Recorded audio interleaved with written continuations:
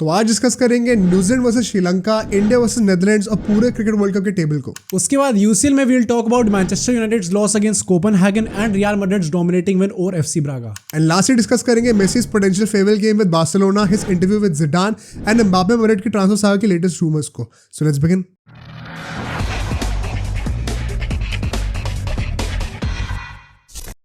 तो यार आज के पॉडकास्ट में काफ़ी एंटरटेनिंग टॉपिक्स होने वाले हैं बिकॉज काफ़ी सारी चीज़ें क्लैरिफाई हो चुकी हैं अब, चाहे वो वर्ल्ड कप की बातें हो जब न्यूजीलैंड जीत गई श्रीलंका से, या फुटबॉल की बातें हो जब यूसीएल में दोबारा से यूनाइटेड हार गई है। मेसी का एक इंटरव्यू हुआ है जिडान के साथ, वही बहुत तगड़ा इंटरव्यू था। एंड अपेरेंटली एक फेयरवेल मैच की भी तैयारी हो रही है उसकी, तो उसके बारे में भी काफ़ी बातें करनी है। But let's start with cricket first. New Zealand versus Sri Lanka के मैच से बातें करते हैं। What are your thoughts on it? Because now it is virtually confirmed कि अब हम लोग न्यूजीलैंड को ही फेस करने वाले हैं। तो इंडिया के लिए ये काफ़ी बड़ी न्यूज़ है। What do you think about this? I think वो जब पहले एक तो थोड़ा फनी मोमेंट था क्योंकि जब न्यूजीलैंड बैटिंग करने आई थी सेकंड, ऑब्वियसली वो थोड़ा वो देख रहे होंगे कि नेट उन्हें ठीक करना है, जल्दी जल्दी चेस करना है।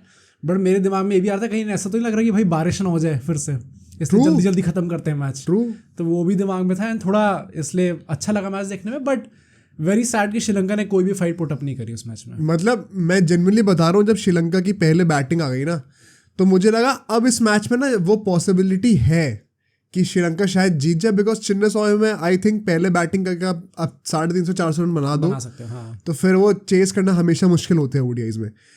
तो मुझे ऐसा लग रहा था कि श्रीलंका के पास एक गोल्डन अपॉर्चुनिटी है एक अपसेट क्रिएट करने का। बट यार इतना गंदा अप्रोच था ना, मतलब मैं क्या ही क्रिटिसाइज करूं।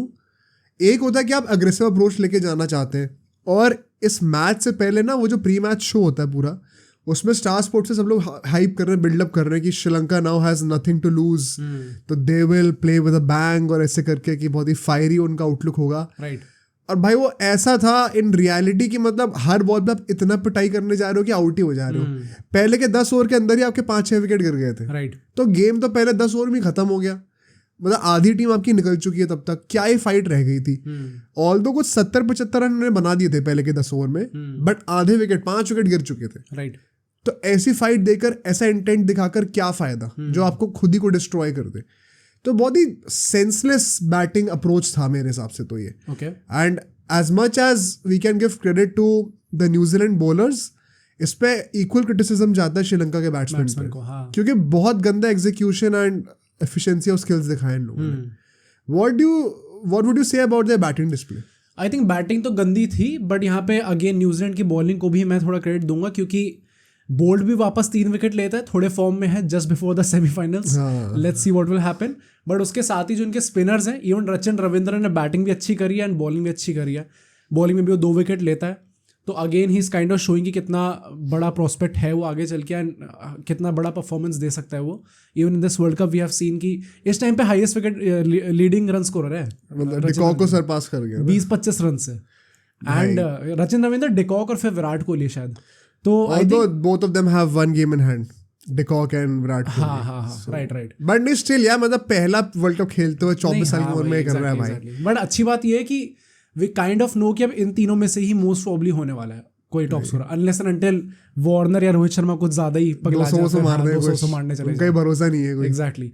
बट हाँ यार, आई थिंक इवन बॉलिंग में, बैटिंग में तो हमने देखा ही कितना अच्छा खेलता है वो, बॉलिंग में भी जैसा प्रॉमिस दिखा रहा है वो, आई थिंक इट्स कमेंडेबल जो भी कर रहा है। मतलब रचिन रविंद्र ने मैच के बाद ये भी कहा है कि I love this ground and I hope to play more on this ground sometimes soon. तो आईपीएल ये भाई आरसीबी ना ले ले यार, मतलब एक और अच्छे प्लेयर को खराब कर दोगे तो क्या फायदा भाई, एक नए यंग टैलेंट को तुम रुइन कर दोगे। तो I would request RCB to not purchase Rachin Ravindra, let him come to KKR और समवेयर एल्स। बट मतलब हाँ, बॉलिंग में क्रेडिट तो जाता ही है बिल्कुल भी, और फील्डिंग भी अच्छी करी इन माय ओपिनियन न्यूजीलैंड ने। वो जो सारे टिक बॉक्सेस थे ना, वो थोड़े चेक कर दिए इन लोगों ने just before the semifinal, which may not be a very good news for us. But अगर बैटिंग की बात करें, मैं न्यूजीलैंड की बैटिंग के लिए भी जल्दी से यही कहूँगा, देखो आई थिंक 4-5 विकेट इनके भी गिरी गए थे। हाँ, तो कई लोग सोचेंगे अच्छा मतलब इनकी बैटिंग उतनी अच्छी नहीं हुई है शायद, but I think what the point was कि वो विकेट का नहीं सोचे थे, वो सोचे थे कितनी जल्दी हम खत्म कर सकते हैं ताकि नेट रन रेट सही करें, तो नेचुरली उसमें विकेट्स गिरेंगे भी। तो ऐसा सोचना कि इनके विकेट गिर गए तो मतलब इनकी बैटिंग परफॉर्मेंस भी बहुत ज़्यादा अच्छी नहीं थी, आई थिंक वो सही एनालिसिस नहीं होगी. यहाँ पे कॉन्टेक्स्ट बहुत ज़रूरी है. इनफैक्ट कोई भी 50 नहीं मारता, शायद काफ़ी लोगों ने 40s में स्कोर करा है. तो I think it was pretty clear कि उनका इंटेंशन क्या है, and they were very successful in it because इतना बड़ा मार्जिन अब इन लोगों ने ले लिया है नेट रन रेट पे. अब एक मैं क्वालिफिकेशन सिनेरियो पढ़ रहा था, अगर पाकिस्तान को अब क्वालिफाई करना है, या तो इंग्लैंड को 275 रन से हराना है. 275 रन से हराना आई डोंट थिंक होगा ऑब्वियसली. एंड अगर ये लोग चेस कर रहे हैं पाकिस्तान, तो अगर मतलब मान लो अगर इंग्लैंड की पहले बैटिंग आ गई तो मतलब समझ लो पाकिस्तान बाहर है, क्योंकि जो भी टारगेट होगा उन्हें सिर्फ 2.3 ओवर्स में 15 बॉलों में चेस करना होगा. तो अब भाई तुम कितना ही कर लोगे चेस, 15 बॉल 15 छक्के मार दोगे तो भी 90 रन ही हो पाएंगे. तो अगर उन्होंने 100 रन भी मार दी तो तुम पॉसिबली चेज ही नहीं कर सकते. वन डाउन पे बाबर आजम आएगा. तो अगर इंग्लैंड की बैटिंग पहले आ गई तो मतलब डेफिनेटली पाकिस्तान इज आउट. और अगर पाकिस्तान पहले बैटिंग करती है तो ऐसा भगवान से मनाओ कि 400-450 रन बनाए और उनको 150 रन पे ऑल आउट कर दे, तभी कुछ हो पाएगा. ऐसा 450 रन बनाएंगे तो 162 पे ऑल आउट करना पड़ेगा. तो मतलब भाई देख लो क्या ही कैसे ही कर पाओगे ये. अगर अफगानिस्तान की बात करें, अफगानिस्तान के लिए वही है ना कि साउथ अफ्रीका से अभी चल रहा होगा जब पॉडकास्ट रिलीज हुआ होगा, एंड द पॉइंट इज कि इन लोग की नेट रन रेट नेगेटिव में है. It's too big of a margin भाई. मुझे लगता है कुछ भी कर लें, क्योंकि हम पाकिस्तान के लिए देख रहे हैं कि उन्हें नेट रन रेट ठीक करने के लिए कितना जाना पड़ेगा. अफगानिस्तान को तो उसका डबल करना पड़ेगा क्योंकि वो वही नेगेटिव में. तो आई थिंक वो एकदम ही इम्पॉसिबल कैटेगरी में जाता है कि वो भी साउथ अफ्रीका से मैच है. तो आई डोंट थिंक कैसे भी करके अफगानिस्तान होने वाला है, क्योंकि वो थोड़ी बहुत इमेच्योरिटी हमें ऑस्ट्रेलिया के अगेंस्ट भी दिखी गई थी ना. तो as much as they have improved, I don't think बहुत बड़ा चांस है उन लोगों का. तो like for me the best case scenario for them would be to finish at the 5th position. कि मान लो अगर पाकिस्तान हार जाए इंग्लैंड से और Afghanistan somehow manages to win against South Africa, maybe they can finish over them and net run rate के basis पे New Zealand से बाहर हो जाएंगे.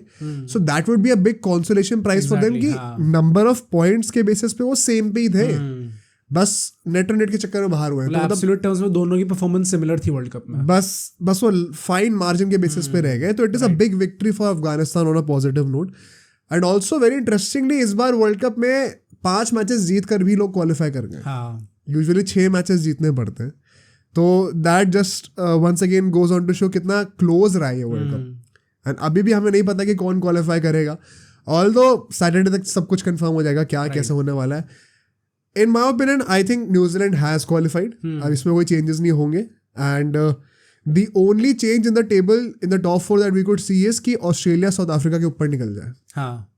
अगर साउथ अफ्रीका जो है वो अफगानिस्तान से हार जाती है एंड ऑस्ट्रेलिया अपना लास्ट मैच जीत जाए, या फिर दोनों अपना मैच जीते लेकिन ऑस्ट्रेलिया इतने बड़े मार्जिन से जीते कि नेट रन रेट बेटर हो जाए. बट देन अगेन वो भी कोई डिफरेंस नहीं क्रिएट करेगा बिकॉज सेकंड थर्ड का आपस में ही मैच होने वाला है सेमीफाइनल में. सो अब ऐसा कोई मैच नहीं बचा जिससे बहुत बड़ा डिफरेंस क्रिएट होने वाला है, अनलेस एंड अनटिल पाकिस्तान कोई बहुत ही बड़ा अपसेट क्रिएट कर दे या फिर अफगानिस्तान कोई बहुत ही बड़ा अपसेट क्रिएट कर दे. So in all likelihood it is confirmed कि इंडिया और न्यूजीलैंड का सेमीफाइनल होगा वेंसडे को. आई थिंक 16 नवंबर है, क्या है वो 15 नवंबर है. एंड वानखेड़े में होने वाला है वो. और भाई it will be a very interesting game because अगर ईडन गार्डन्स में होता है ना इंडिया का मैच, क्योंकि अगर पाकिस्तान आती क्वालिफाई करती तो ईडन गार्डन से शिफ्ट हो जाता semifinal. I think Eden garden से ज़्यादा ईजी है इंडिया के लिए जीतना, माई पर्सनल ओपिनियन, बिकॉज वहाँ पे जिस तरीके की पिच फंस रही थी वो हर किसी बैट्समैन की बस की बात नहीं है. हाँ राइट. और इंडिया के बॉलर्स भी उस चीज़ को एक्सट्रैक्ट कराना जानते हैं और बैट्समैन तो उस क्वालिटी के है ही. वानखेड़े पे क्योंकि काफ़ी हद तक बैटिंग विकेट भी है तो कोई मीडियोकर बैट्समैन भी अच्छे रन बना सकता है वहाँ पे. ऑल्दो श्रीलंका के अगेंस्ट जो हमारे पेसर्स ने करा था उस विकेट पे, यू नेवर नो भाई. सो कुछ भी हो सकता है. इनफैक्ट कई लोग आर्ग्यू करेंगे कि वहाँ पे टॉस जीत के पहले बैटिंग करें या बॉलिंग करें, बिकॉज वानखेड़े में यूजुअली आप पहले बैटिंग ही करते हो. बट इंडिया ने न्यूजीलैंड के अगेंस्ट अभी चेस करके जीता था मैच. तो ऐसे कई सारे डिलेमा वाले क्वेश्चंस होंगे that we will try to tackle in next week's episode जब हम प्रीव्यू करेंगे सेमीफाइनल को. बट एक ना बड़ी अच्छी अपॉर्चुनिटी मुझे लग रही है, ये हम लोग उसके बारे में बाद में बात करेंगे. इंडिया के पास 2 वर्ल्ड कप्स का रिवेंज लेने का मौका है. एक तो 2019 वर्ल्ड कप सेमीफाइनल का अगेंस्ट न्यूजीलैंड जो कि अभी दोबारा होगा, एंड अगर ऑस्ट्रेलिया फाइनल में आती है तो 2003 वर्ल्ड कप फाइनल का. सेमीफाइनल कह सकते हैं बट वैसे मेनली 2003 वर्ल्ड कप फाइनल का कह सकते हो. तो वो सारे पिछले ये जो 21st सेंचुरी है उसमें जो मेजर डिफीट्स रही हैं हमारी, सबका बदला लेने का मौका है इसी वर्ल्ड कप में, which will create the narrative so beautiful. I think the only sad thing that we can take away from ये जो भी मैच डे हुआ है ये है कि इंग्लैंड थोड़ा ऊपर क्लाइम अप कर गई है यार. हाँ, what do you have to say about that, because Netherland से लोग जीत गए. हाँ, and let's go over them also very quickly, क्योंकि हम लोग टेबल की बातें कर रहे हैं.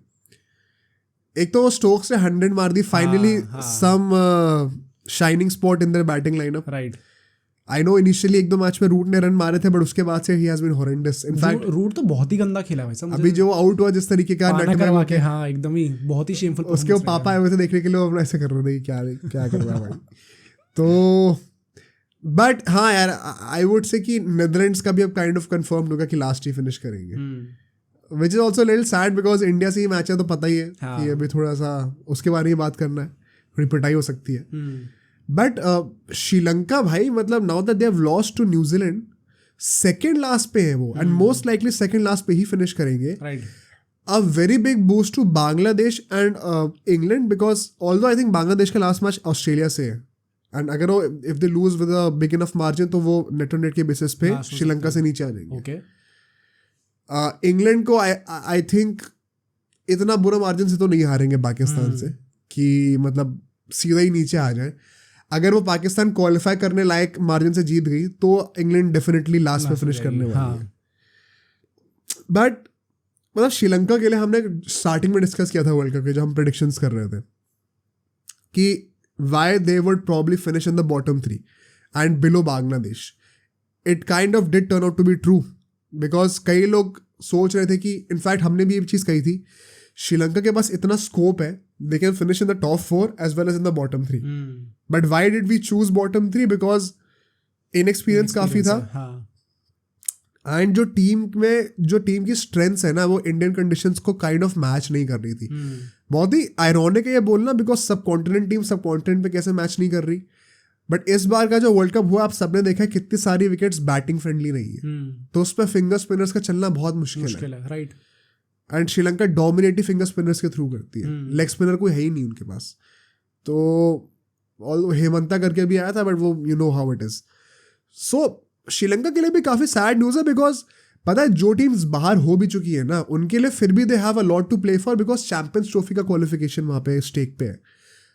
Do you imagine champions trophy being played without Sri Lanka and West Indies?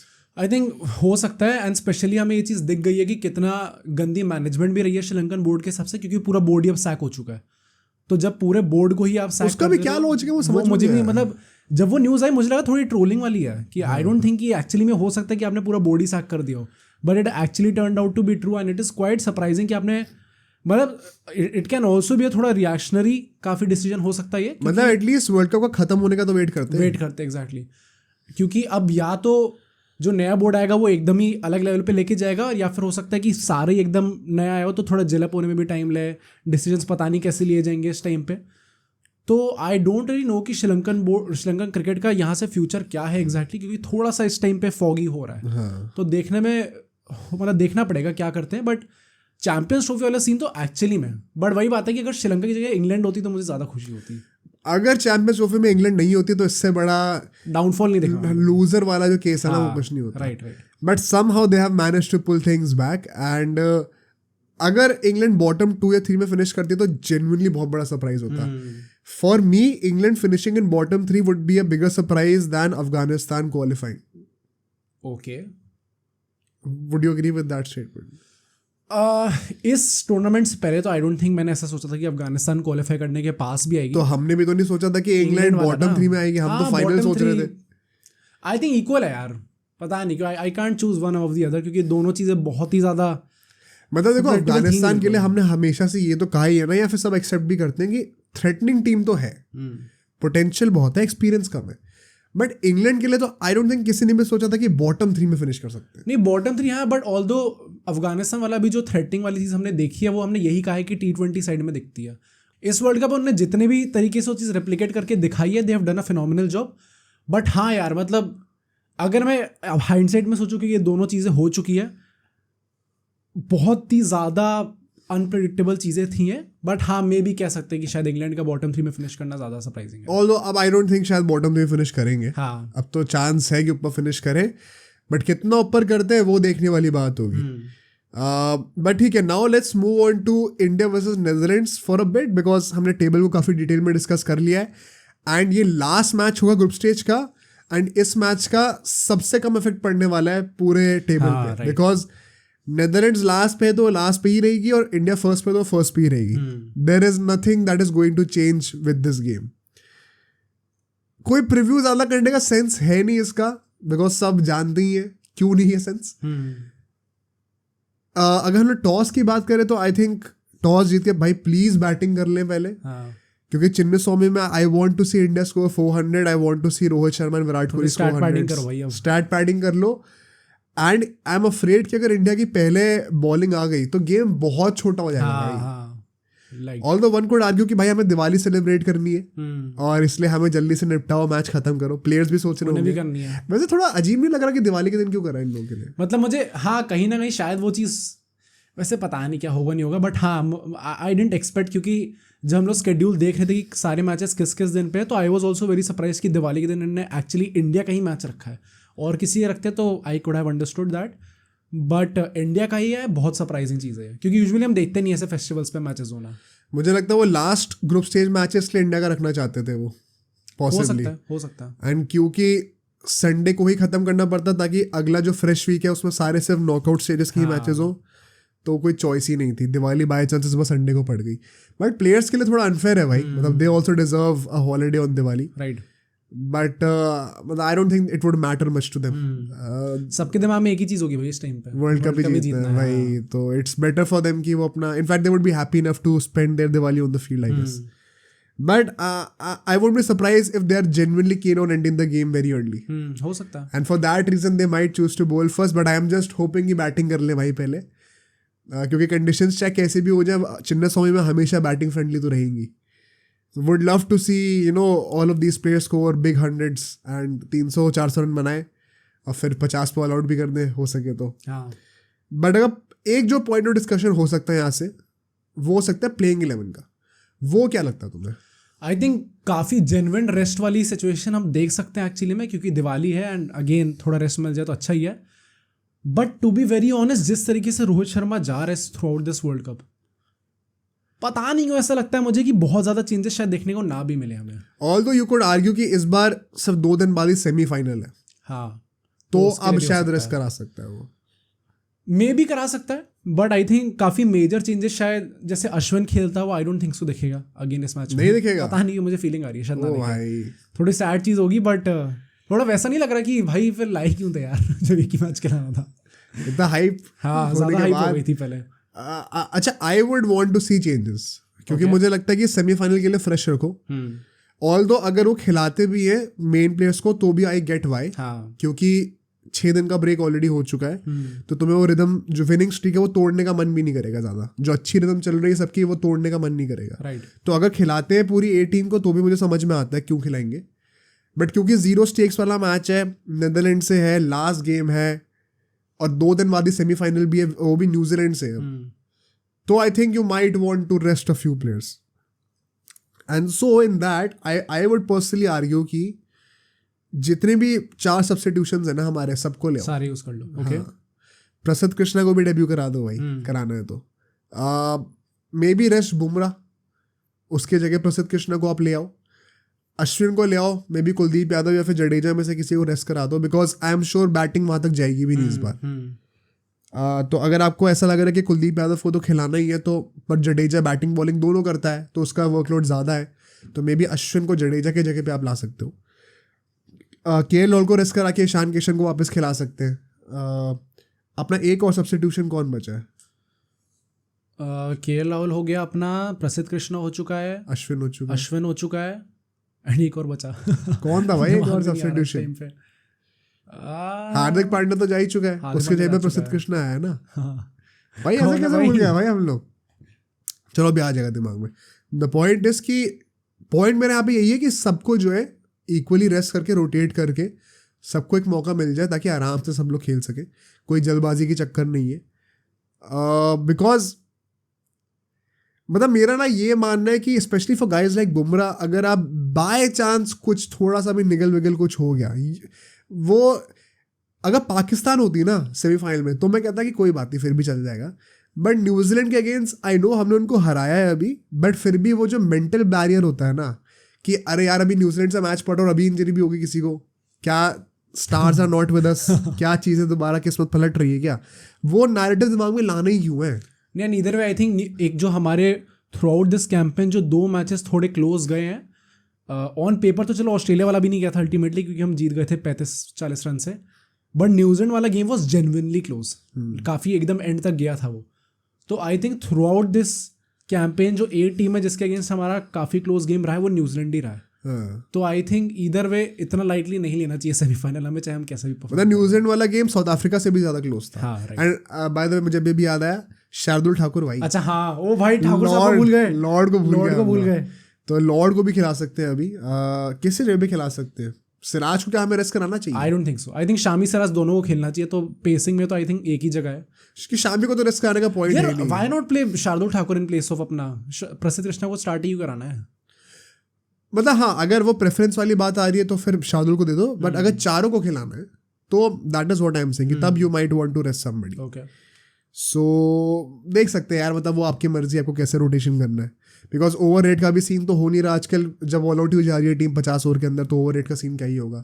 तो 4 पेसर भी खिलाने विद 1 स्पिनर तो भी मुझे लगता है कोई प्रॉब्लम नहीं होगी, राइट।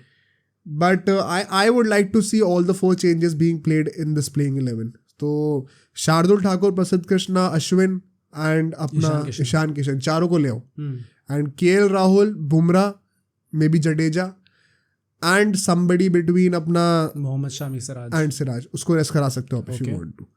आई थिंक सिराज को भी रेस्ट कराना is not a bad option though, because now he has finally picked his rhythm and it is a good time to rest him also. I don't think you should mind it. Okay. क्योंकि तुम्हारे पास फिर भी 2 genuine pacers होंगे इन प्रसिद्ध Krishna and Shami, तो ऐसा कोई issue है नहीं। मतलब मुझे इस चीज़ में प्रॉब्लम नहीं है कि पेसर्स होंगे नहीं होंगे, क्योंकि आई थिंक इधर में मैच हम लोग इजीली जीतने वाले हैं। इट्स जस्ट दैट कि आई फील अगर रिदम पकड़ी है सिराज ने अभी तो let's just let him play इस टाइम पे, क्योंकि वो थोड़ी सी भी ब्रेक ना हो जाए। मतलब हाँ I get it why, but again यहाँ पे जो भी डिसीजन होगा कुछ गलत नहीं है, वो अलग पर्सपेक्टिव्स की बात हो गई है। तो आई थिंक प्लेइंग 11 तो यही होगी। की बैटल्स वगैरह कोई डिस्कस करने का पॉइंट है नहीं यहाँ पे, because India in every key battle is too superior right now with all due respect to Virat Kohli फिर से टॉप स्कोरर बन सकता है, 20-25 रन चाहिए। अच्छा हाँ ये डिस्कस कर लेते हैं कि इंडिया के लिए क्या क्या अपॉर्चुनिटीज है on an individual level. Right, I think Shami के पास बहुत बड़ी opportunity to become the highest wicket taker. I think fifer आ जाए, 2-3 विकेट ही पीछे है शायद। ओके नहीं आई थिंक हाँ शायद 2-3 ज्यादा डिफरेंस नहीं है। आई थिंक 19 पे जैम्पा था शायद और फिर 16 पे शामी है। हाँ 3 विकेट ज्यादा फर्क नहीं है, मतलब तो कर सकता है, 5 विकेट लेगा तो डेफिनेटली ऊपर आ सकता है। And as far as batting is concern I think Rohit Sharma अगर 200 बना सकता है तो 600 रन सीधा हो जाएंगे उसके। डायरेक्ट 100 रन आगे निकलेगा सबसे। आई थिंक 150 रन तो बना ही सकता है भाई। ओके चिन्ने स्वामी है और नेदरलैंड्स है। नेदरलैंड्स बी सेल्फिश है इस मैच में, बी सेल्फिश भाई इस मैच में बी सेल्फिश। एंड जो हमने अफगानिस्तान के अगेंस्ट जैसा अप्रोच देखा था, अगर वैसा भी होता है विद सम लक तो वो आउट भी नहीं होगा और वो मारता ही रहेगा। राइट, बस यहाँ पे नेदरलैंड्स पार्टी पूपर ना बन जाए पहले बैटिंग करके टॉस जीत के, वो भाई सबसे बड़ा बकवास हो जाएगी मेरे लिए, पूरा गेम स्पॉइल हो जाएगा। बट गिल के लिए अच्छा चांस है भाई, आई थिंक गिल के लिए काफी अच्छा चांस होगा टू गेन सम फॉर्म। हाँ गेन सम फॉर्म, क्योंकि मतलब लेट्स बी ऑनेस्ट उसका वर्ल्ड कप बहुत ज्यादा अच्छा जा नहीं रहा है इस टाइम पे। जब से वापस है उसके बाद भी it's not like he is scoring runs in every game. Obviously he is looking very good जब भी वो खेल रहा है, जितनी देर खेल रहा है, बट आई होप कि रन्स थोड़े और देखें उसकी साइड से। तो गिल के लिए एंड स्काई ऑल्सो भाई, स्काई का नाम तो मैं हर उस मैच में लेने वाला हूँ, क्योंकि भाई यहाँ पर रन मार दे प्लीज यार, कुछ भी करके यहाँ पर रन मार दे। पर पता नहीं क्या वही बात है कि बैटिंग जाएगी तब तक या नहीं जाएगी। आई थिंक सबसे बड़ा इशू तो वही है कि शायद बैटिंग ही ना है तब तक। यू कुड इवन आर्ग्यू कि केएल राहुल, पता भी मैंने एक स्टैट पढ़ा कि श्रेयस अय्यर के ज्यादा रन हो गए केएल राहुल से इस वर्ल्ड कप में। राइट, तो वो भी थोड़ा सरप्राइजिंग लगा मुझे, क्योंकि श्रेयस अय्यर का पूरा नैरेटिव थोड़ा क्रिटिकल था। राहुल की बहुत प्रेजिंग चल रही थी, but Rahul in the past 2-3 games has not been that good. So maybe it is also the right time for him to regain some form, अगर if possible बैटिंग अगर आती है तो। बट रोहित शर्मा विराट कोहली से तो मैं बहुत एक्सपेक्ट कर रहा हूँ भाई, मतलब प्लीज यहाँ तो बनती है 50th ODI 100 and 4th double 100 हाँ। दोनों हो सकते हैं भाई यहाँ पे 300 रन केवल 2 बैट्समैन के और शुभमन गिल के 100 400 हो गए, 400 for 1 हो जाए तो कोई प्रॉब्लम ही नहीं है। But I think it should be a one sided game. कितना मार्जिन से तुम एक्सपेक्ट कर रहे हो जीतने का? 100 के ऊपर भाई 250-300 से तो हम बाकी को करा रहे हैं यार। आई थिंक मतलब पता नहीं क्यों, हो सकता है कि गेम उतना ज़्यादा इजीली नहीं, मतलब इजीली तो हम जीतेंगे ही जीतेंगे, बट शायद उतना बड़े मार्जिन से ना जीतें। क्या पता नीदरलैंड से थोड़ा सा कुछ स्पार्क ऑफ कुछ दिखे। अरे भाई आई थिंक कम से कम अगर पहले बैटिंग आती है हमारी 200। अच्छा पहले बैटिंग आए, हाँ बैटिंग आके तो हम लोग जीत सकते हैं। तो रन से जीतेंगे तो बैटिंग से तो पहले हाँ, करेंगे batting भाई, जीतेंगे, कैसी right. बातें कर रहे हो? हाँ आई थिंक 150-200 रन तो होना चाहिए भाई। हाँ 150, आई थिंक 200 से तो नहीं होगा। मतलब you never know, okay but I think 150 run तो एटलीस्ट होना चाहिए। चलो but let's see, now let's move on to football. पहले यूसीएल की बातें करते हैं जल्दी से। We have a couple of games to cover. Madrid जीत गई भाई, तो क्वालिफाई भी कर गई है फिर से। आई थिंक कुछ ऐसा हुआ है कि 27th टाइम राउंड ऑफ 16 में क्वालिफाई करी है, ऐसा कुछ सीन है। लगातार है या क्या है मुझे ये नहीं पता, तो वो भी मतलब कंसिस्टेंसी लगातार ही होगा वैसे, तभी वो एक वो बड़ा चीज बनेगी, बड़ा चीज बन रही है। तो कैसा क्या मैच है बताओ सबको। सी पहली बात तो बर्नवे में मैच था, तो regardless I think we all were expecting कि बिना किसी इशू के हमें जीत जाना चाहिए मैच। एंड कुछ जो लाइनअप की बात करते हैं, सबसे पहले Madrid again was with a 4-1-2-1-2। यहाँ पे बेलिंगम को रेस्ट दिया गया था बिकॉज लास्ट मैच में उसको थोड़ी वो शोल्डर वाली प्रॉब्लम हुई थी। तो अगर जब भी ऐसी थोड़ी सी एक डिसलोकेटिंग वाली चीज़ होती है तो नेक्स्ट मैच आपको रेस्ट कराया ही जाता है। ऑल्दो बहुत बड़ा कुछ इशू नहीं होता डिसलोकेशन, क्योंकि वो खेलने को तो तब भी खेल सकता है। मतलब वी आर सीन क्रिकेट में जहाँ पे कंधा ज़्यादा यूज होता है। भाई रोहित शर्मा से मिलवा देते उसको। हाँ, रोहित शर्मा से मिलवा देते। वो तो मैड्रिड फैन है वैसे भी शायद। अच्छा हाँ, वो मैड्रिड फैन है एक्चुअली में। हाँ तो बट स्टिल प्रिकॉशनरी मेजर के लिए I think it was right to rest him. And Braga जो है वो अपनी 4-3-3 के साथ आ रखी थी। हमारा केपा खेलने वाला था बट वो इंजरी हो गई उसे वार्म अप्स में, and later it turned out कि वो 3 हफ्तों के लिए बाहर हो जाएगा। क्या हुआ उसको पता नहीं, कुछ पैर में कुछ इशू हुआ है उसके, बट वो 3 हफ्तों के लिए बाहर होगा। सो उसकी जगह लूनन खेला एंड इस मैच में तो अच्छा खेल गया, बट आई फियर कि आगे आने वाले मैचेस में क्या होने वाला है। लूनन खेलता है हमारा कीपर में, डानी कारवाल को रेस्ट कराया गया था, so Lucas Vazquez was starting in the right back position. Nacho खेलता है, एल्बा को रेस्ट कराया जाता है, रूडिगर खेलता है एंड मेंडी फिर से खिला देते हैं वो अगेन। यहाँ पे आई थिंक पूरे लाइनअप में मेरे 2 प्रॉब्लम्स होंगी मेन। एक, मेंडी को अपना स्टार्ट क्यों कराया, फिर से फ्रैन गार्सिया बेंच कर दिया। मिडफील्ड में आपके पास वाल्वर्दे, कामाविंगा, क्रूज था। आई वॉज वेरी हैप्पी कि कामाविंगा को आपने सीडीएम ही खिलाया हुआ था। इट वॉज नॉट लाइक कि क्रूज सीडीएम खेल रहा था। And कामाविंगा by the way had a phenomenal game, बहुत ही अच्छा खेला था वो इस मैच में। ब्राहीम डियाज को फाइनली चांस मिलता है in that camp position and वो गोल भी मार देता है अल्टीमेटली। तो अगेन ये चीज़ मैंने ट्वीट भी करी थी कि जब वो वापस आके गोल मार दे रहे, जब भी आप उसे चांस दे रहे हो, तो it is going to be hard to bench him whether you start him in the कैम्प पोजिशन, क्योंकि वैसे तो नहीं खेलने वाला, क्योंकि बेलिंगम जब आ जाएगा तो बेलिंगम को ही स्टार्ट कराएंगे। बट वो राइट विंगर वाली पोजीशन में वी कैन सी कि ब्राहीम डियाज शायद स्टार्ट करे आगे चल के। Was he good in the game apart from the goal? नहीं हाँ अच्छा था, वर्क रेट भी प्रोवाइड करता है एंड थोड़ी वो अलग कुछ डायमेंशन ऐड करता है। जैसे वो कुछ प्लेयर्स होते हैं ना जिनका वो फर्स्ट टच देख के थोड़ी वो मेसी वाली याद आती है, जो बहुत ही क्लोज वाला होता है, वैसा टाइप का ब्राहीम डियाज का टच है। एंड आगे विनीशियस और रॉड्रिगो थे ना, और रॉड्रिगो को लेके मैं थोड़ा गुस्सा था मैच की जब स्टार्टिंग में लाइनअप्स आए थे कि भाई से फिर स्टार्ट करा दिया गया। बट कार्लो एंचेलोटी ने कहा भी है कि he has the full trust of the management, तो वो खेलेगा ही खेलेगा मैचेस। प्लस इस मैच में फाइनली वो अच्छा दिखा खेलते हुए, स्टार्ट करते हुए। हाँ राइट। सो मैच स्टार्ट होता है एंड मैच स्टार्ट होते ही विद इन अपना 6th मिनट पे एक पेनल्टी मिल जाती है ब्रागा को। सो स्टार्ट होता अच्छा नहीं होता।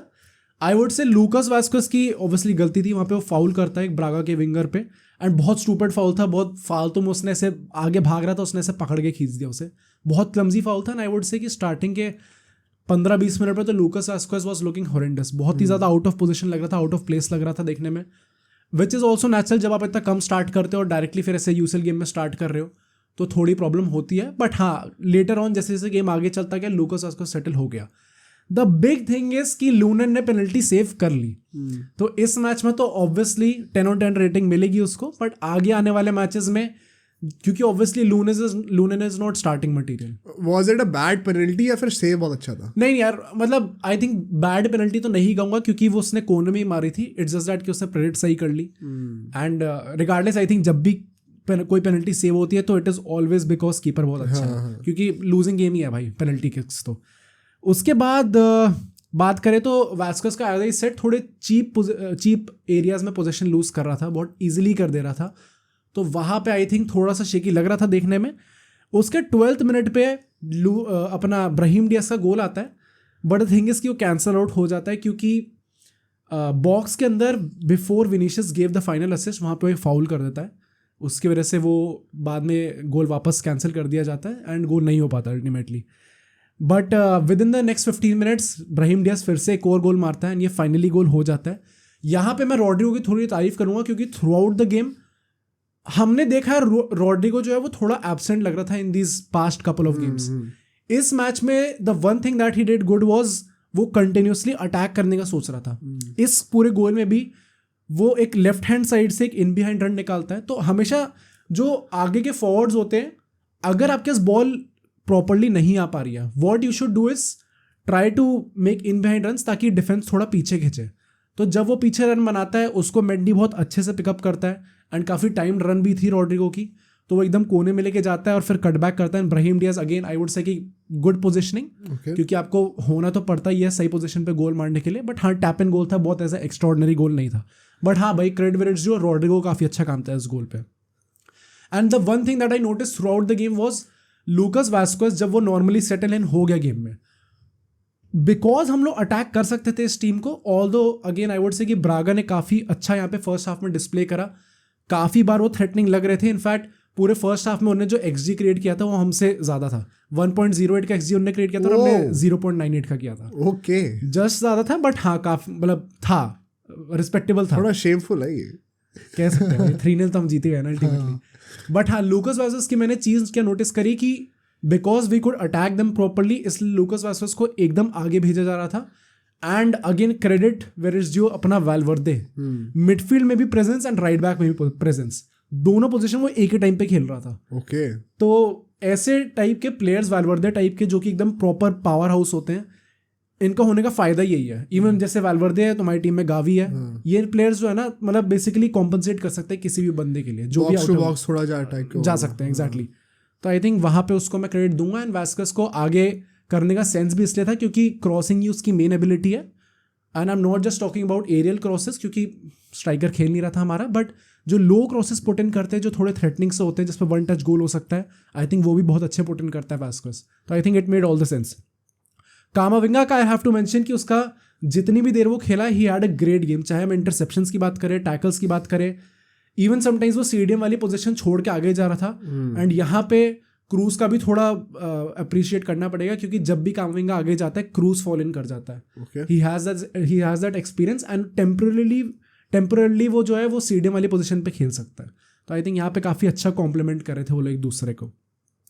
मेंडी को लेके मैं क्रिटिसाइज ये करूँगा कि भाई अटैकिंगली वो बंदा दिखता ही नहीं है बिल्कुल, इसलिए मुझे प्रॉब्लम है मेंडी से क्योंकि पेस भी है उसके पास and defensively he is decent.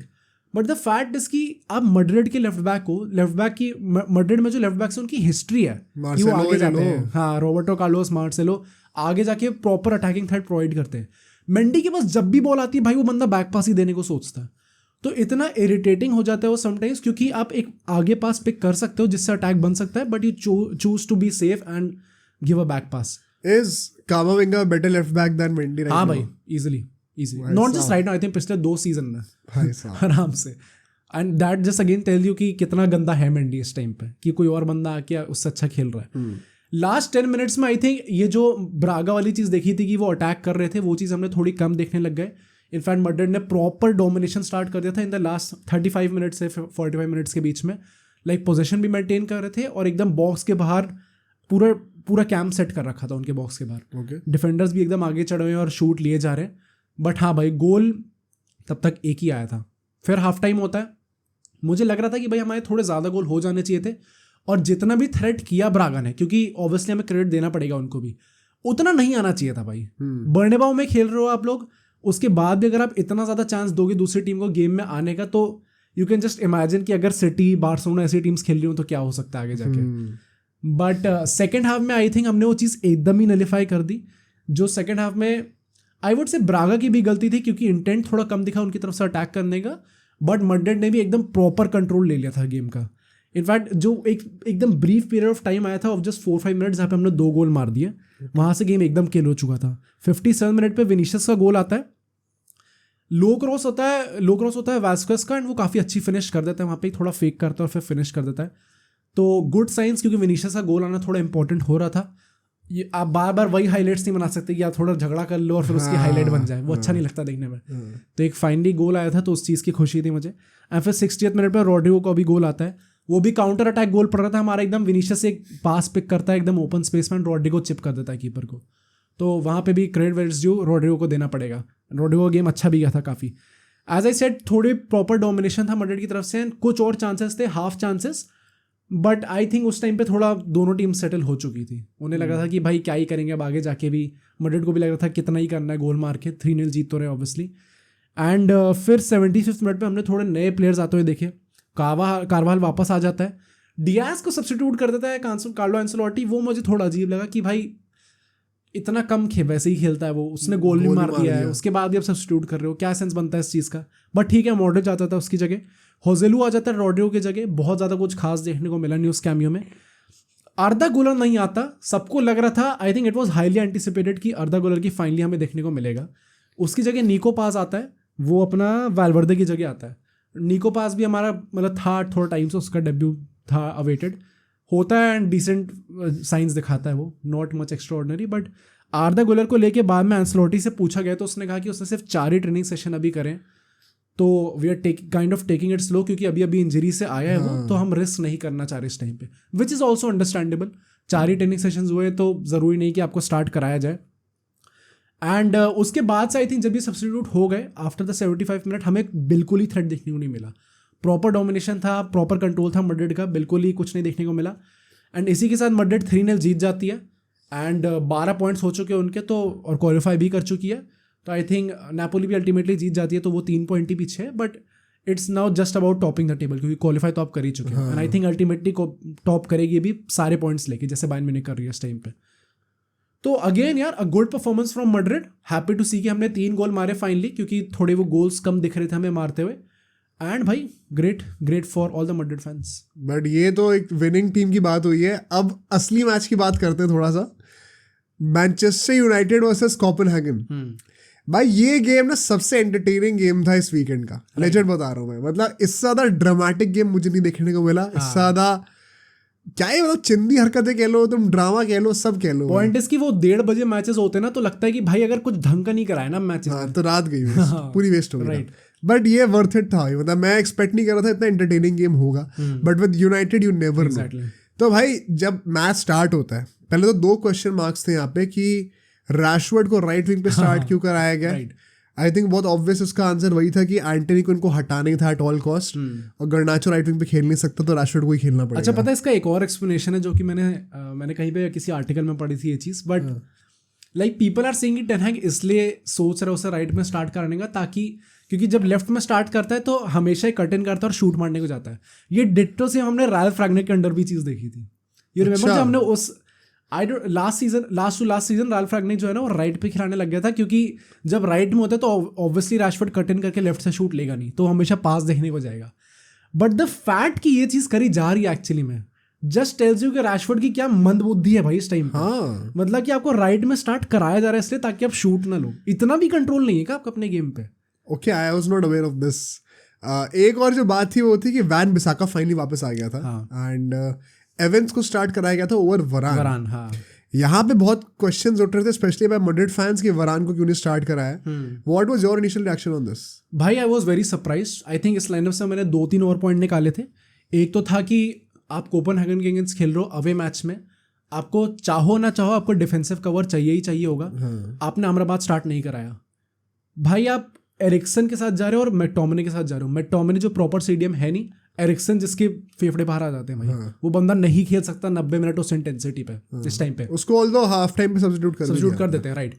But मुझे यही लग रहा था कि इस टाइम पे अमराबाद को आपको स्टार्ट कराना ही चाहिए था। एंड ईदर वे आप कब तक यही करते रहोगे? कैसीमीरो इंजर हुआ है तो it is his time to shine भाई। वो दिखा सकता है इस टाइम पे कि क्यों से आप अभी लोन डील है, क्यों फाइनलाइज कर देनी चाहिए चीज़। अगर आप चांस ही नहीं दोगे तो फिर क्या ही सेंस बनता है उसको लेने का अल्टीमेटली। एंड एक फाइनल जो चीज़ और थी मेरे दिमाग में वो ये थी कि आपने डालो को लेफ्ट बैक पे स्टार्ट कराया जो कि असली में राइट बैक है, आपने रेगियो को स्टार्ट नहीं कराया, वो भी इस टाइम पे लोन पे आया हुआ है. When you have a proper left back option available, and हमने आगे जाके देखा कि डालो के कितने एरर्स आए थे गेम में. पर डालो ने गोल मारा था ना कुछ टाइम पहले, इसलिए तो स्टार्ट करा भाई. पर मुझे तो सही में टेन हैग को देख के लगता है कि कैसे कर सकते हो, हमेशा आप ये मिस्टेक कैसे कर सकते हो. All the I would say कि उसका एक मूव जो करेक्ट इम्प्लीमेंट हुआ वो ये था कि वरान की जगह एवंस को स्टार्ट कराया, बिकॉज वरान वाज हॉरेंडस. हाँ, मुझे भी बाद में लगा था ये चीज. मैंने पहले नोट बनाए थे कि भाई मैं ये बोलूंगा खूब गरियाऊंगा, फिर मुझे लगा भाई ये तो वरान ने भी उल्टा ही दे दी भाई. तो आई थिंक वरान का भी गेम बहुत बेकार गया था. But now let's talk about the game, because lineup की तो बातें कर ली. 4-2-3-1 का सेटअप था एंड यूनाइटेड ने बहुत तगड़ा स्टार्ट किया था सरप्राइजिंगली. 3rd मिनट के अंदर ही गोल आ गया था. Credit to once again right wing पे रैशफोर्ड से एक ओवरलैपिंग रन निकलती है वैन-बिसाका की, वो देखता है, एक स्पॉट करता है, रन निकल रही है मैकटोमिने के बॉक्स के अंदर, जो I think which was a very good run, जो उसने मैकटोमिने ने बॉक्स पर रन निकाली थी. उसको पास मिलता है और वो स्क्वायर कर देता है बॉल को. हॉयलैंड के लिए टैप इन आता है, right, and good finish by him also, credit to him. I think काफी स्ट्रक्चर्ड गोल था वो, काफी स्ट्रक्चर्ड, और एक वो थोड़ा बारसा गोल लग रहा था भाई देखने में, बड़ा अच्छी पासिंग से गोल करा था. तो आई वाज प्रीटी सरप्राइज कि अरे यार क्या तगड़ा खेल रही यूनाइटेड, ये तो बड़ा अच्छा गोल मार दिया. और फिर उसके बाद हम देखते हैं कि 14वें मिनट पे एवेंस को एक इंजरी हो जाती है. एंड वो इंजरी तो समझ में आता है, फिर वरान आता है अल्टीमेटली, बट वो डीले 5-6 मिनट का हो जाता है. अब मैं सोच रहा हूँ क्यों हुआ डील एग्जैक्टली. अपेरेंटली वहां पे स्टेडियम में कोई मेडिकल इमरजेंसी आ गई थी कुछ, तो उसने गेम रोकना पड़ गया. तो वो थोड़ा वियर्ड था क्योंकि फिर दोबारा रूमर्स चल रहे थे कि दोबारा रोकना पड़ेगा गेम. आई वंडर कुछ लड़ाई तो नहीं हो गई वहां पे. बट जो भी था उसके बाद भी मतलब United were dominating the position, number of shots ज्यादा थे उनके. एक और गोल आ जाता है हॉयलैंड से वंस अगेन, और जैसे ही वो दूसरा गोल भी मारता है जहाँ पे वो ऑन द काउंटर आता है बेसिकली, गर्नाचो जो है लेफ्ट विंग पे भाग रहा होता है और 2v2 सिचुएशन होती है, और गर्नाचो could have squared that ball for Højlund, but उसे खुद शूट लिया है. और फिर रिबाउंड होकर कीपर से खाली नेट के सामने हॉयलैंड को टैप इन मिल गया. वुड यू से गर्नाचो should have squared that ball, या फिर सही करा था? एक्चुअली में तो कर देना चाहिए था कायदे से, बट एक तो ये चीज़ थोड़ी डुअल फेस्ड है क्योंकि Garnacho is showing that personality कि वो he kind of wants to be the main man. And जब भी वो गोल मारता भी है तो वो प्रॉपर वो CR7 वाला सेलिब्रेशन करता है ऐसे करके, आई एम हियर वाला. तो कहीं ना कहीं वो दिखा तो रहा है कि उसके पास वो पर्सनालिटी है रोनाल्डो वाली जो है. बट वही बात है कि अगर वो चीज़ आपके लिए वर्कआउट नहीं करती अल्टीमेटली, जो कि इस बार नहीं करी, गोल नहीं मार पाए वो, then you look kind of stupid. That is why you should idolize Messi guys. Okay. But ये ना 28वें मिनट पे आता है दूसरा गोल, और जैसे उसने गोल मारा हॉलैंड ने, दो कमेंटेटर्स थे, बड़ा स्पेसिफिकली बोलते Hojlund with another tap in. ओ भाई, ऐसा मुझे लगा थोड़ा ऑब्वियस क्यों कर रहे हो तुम इस चीज को बोल के, थोड़ा वियर्ड सा लगा मुझे. But on a lighter note, but that's about it. उसके बाद हम देखते हैं गेम पलटना शुरू होता है. ये आधे घंटे 30-40 मिनट तक ना स्टार्टिंग की United were better in every stat, possession, number of shots on target, passes, सब में बेटर थे वो. XG हर चीज में they were dictating the game. But उसके बाद भाई एकदम से रैशफोर्ड का रेड कार्ड आता है. और यहाँ पे 2-3 कंट्रोवर्शियल कॉल्स हैं जिनको हम डिस्कस करेंगे. पहला तो यही होने वाला है, रैशफोर्ड का रेड कार्ड कैसे आता है भाई. वो बंदे, उसको पीछे से बंदा आ रहा था और बॉल को शील्ड करने जा रहा था वो बंदे से, और उसने देखा भी नहीं कि उसके पीछे से आदमी किस डायरेक्शन में आ रहा है. बस उसने पैर अपना फैलाया रैशफोर्ड ने, और बाय चांस उसका पैर जो है वो दूसरा जो पीछे से इंसान आ रहा था उसके लग गया ऊपर, स्टड्स अप लग गया, और फिर वो डेंजरस फाउल के अंदर रेड दे दिया गया, जो कि अल्टीमेटली मतलब डायरेक्टली नहीं गिवन था, VAR पे चेक होके दिया गया था. इसके ऊपर बहुत रोना हुआ है. What do you think? See, मुझे लगता है कि जो भी रोना धोना कर रहे हैं इस चीज़ पे, थोड़ा उसका थोड़ा पार्ट आई गेट. एंड वो ये रोना धोना है कि वो अनफॉर्चुनेट था, एंड वो मीन नहीं करता था वो फाउल, वो शील्ड कर रहा था, पोजेशन उसके पास था. जो मेन आर्ग्यूमेंट यूज हो रही है कि पोजेशन रोनाल्डो कह रहा हूँ, पोजेशन रैशफोर्ड के पास था, तब ये फाउल हुआ है, तो देना नहीं चाहिए था भाई. First of all I think unfortunate हो या ना हो, हम लोग सालों से देखते आ रहे हैं कि ये फाउल्स दिए जाते हैं. वो डेंजरस प्ले वाली चीज़ आती है. पोजेशन हो या ना हो, जब आप स्टड अप किसी भी बंदे के पैर पे चढ़ते हो तो वो मोस्ट प्रॉब्ली रेड कार्ड दे ही जाते हैं 90% ऑफ द टाइम्स. तो I get why you would say it is unfortunate, and it was unfortunate, क्योंकि रैशफोर्ड को खुद भी नहीं पता था कि वो कहाँ पैर रख रहा है. बट रेड कार्ड जो दिया गया है, आई थिंक कोई रोना धोना नहीं चाहिए. यू कैन जस्ट से कि हाँ यार बहुत अनलकी था कि राशफोर्ड के साथ ऐसा हो गया, बट हाँ भाई इट इज़ फेयर. मतलब मैं अपना ओपिनियन थोड़ा हार्श दूंगा, मुझे बहुत डम लगा भाई जितने भी ये यूनाइटेड फैंस रो रहे थे. और मैं जेन्युइनली क्रिटिसाइज करूंगा सारे यूनाइटेड फैंस को इस वाले मैच को लेके, क्योंकि इनकी हिपोक्रेसी दिख गई मुझे थोड़ी बहुत. पहली बात तो जो रो रहे थे ना रेड कार्ड को लेके कि ऐसा कैसे हो सकता है, रिग्ड है, रॉब्ड है सिस्टम. यार या तो तुम फुटबॉल देख नहीं रहे हो पिछले 4-5 साल से, या तो तुम कुछ भी बोलने आ जाते हो सोशल मीडिया पे फॉर द क्लिक्स. बिकॉज जो भी इंसान वीआर के आने के बाद से फुटबॉल को देख रहा है, इट इज़ वेरी क्लियर कि ऐसे फाउल्स पे रेड कार्ड दिया जाता है. I don't get why you have to act so surprised every single time. बहुत डम लगता है मुझे ये. तो मुझे तो इरिटेशन से हो रही थी कि क्या इन लोगों ने रोना शुरू कर दिया सोशल मीडिया के ऊपर, गंद फैला रहे हैं. मतलब आई थिंक डिजर्वेड रेड कार्ड था. अनफॉर्चुनेट था, एज यू सेड इंटेंशनल नहीं था, बट ऐसे पे रेड ही होता है आज के टाइम पे. तो कोई सरप्राइज नहीं था इस चीज़ में, इस पर रोने का कोई पॉइंट था नहीं. डिजर्वेड रेड था. और यहाँ से हम देखते हैं गेम ना एकदम ही चेंज हो जाता है. Bruno had to shift to the right wing, जो वो कैम वाली पोजीशन होती है बीच में, वो एकदम खाली हो गई थी. मिडफील्ड में से 2 ही लोग रह गए थे. और इसके फाउल के जस्ट बाद हम देखते हैं कि यहाँ से एक गोल आ जाता है, which was a brilliant goal in my opinion also. Right wing से एक क्रॉस आता है, लेफ्ट विंग का जो बंदा होता है वो फर्स्ट टच पे वॉली बना के देता है कटबैक पे, और जिससे स्कोर किया वो भी फर्स्ट टच पे गोल मारता है. ओके. तो काफ़ी तगड़ा गोल था, काफ़ी तगड़ा एग्जीक्यूशन था हर किसी का, चाहे वो राइट विंग वाले बंदे को, लेफ्ट विंग वाले बंदे को, या फिर गोल स्कोर को. सबने बहुत अच्छा अपना स्किल एग्जीक्यूट करा. एंड एकदम से ना आपको पता था कि अब कुछ होने वाला है, अब कुछ टेढ़ा सीन होगा यूनाइटेड के साथ, because that is how they are. और फिर हम लोग देखते हैं कि 13 मिनट का इंजरी टाइम मिलता है, बिकॉज वो as I said medical emergency के चक्कर में काफ़ी डिले हो गया था. तो हमें पता था कि because at that point of time as a Copenhagen fan you would not want the game to end, and as a United fan you would want the game to end very quickly, ताकि rhythm टूटे एकदम से. तो Copenhagen के लिए ना ये बड़ी अच्छी चीज़ हो गई कि 13 मिनट और मिल गए. और उसी इंजरी टाइम में हम देखते हैं कि हैरी मैगवायर की एक पेनल्टी मिल जाती है हैंडबॉल के चलते हुए. What is your opinion on that penalty also? यार आई थिंक वो भी बहुत ऑब्वियस था.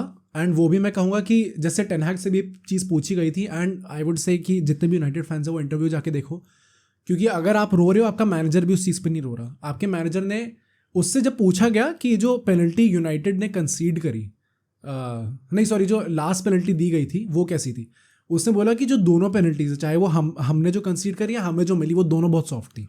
बट द फैक्ट इज कि जब से वीआर आया है हमने चीज़ देखी कि ऐसी पेनल्टीज दी जाती ही हैं. This is exactly what I want to call out the United fans on. जैसी मैगवायर वाली पेनल्टी दी गई थी ना, इनका रोना शुरू हो गया कि why is the system against us all the time, we are robbed. एक तो ये रॉब्ड वर्ड इतना कैजुअली लोग यूज करने लग गए हैं ना, मतलब मैं कहता चांटा मार दूं भाई सही में, मुझे तो सामने कोई मिले तो. इतना ये लेजेंड पता है बदतमीजी है. It is disservice to the Copenhagen fans and the club also. You are 10 times richer than Copenhagen.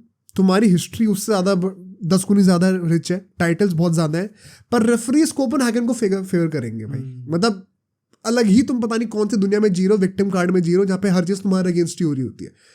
बहुत ज़्यादा मुझे ये बदतमीजी वाले लेवल की बात लगी थी कि it is so easy to play the victim card and say भाई system is against us, robbed हो गया, ये हो गया.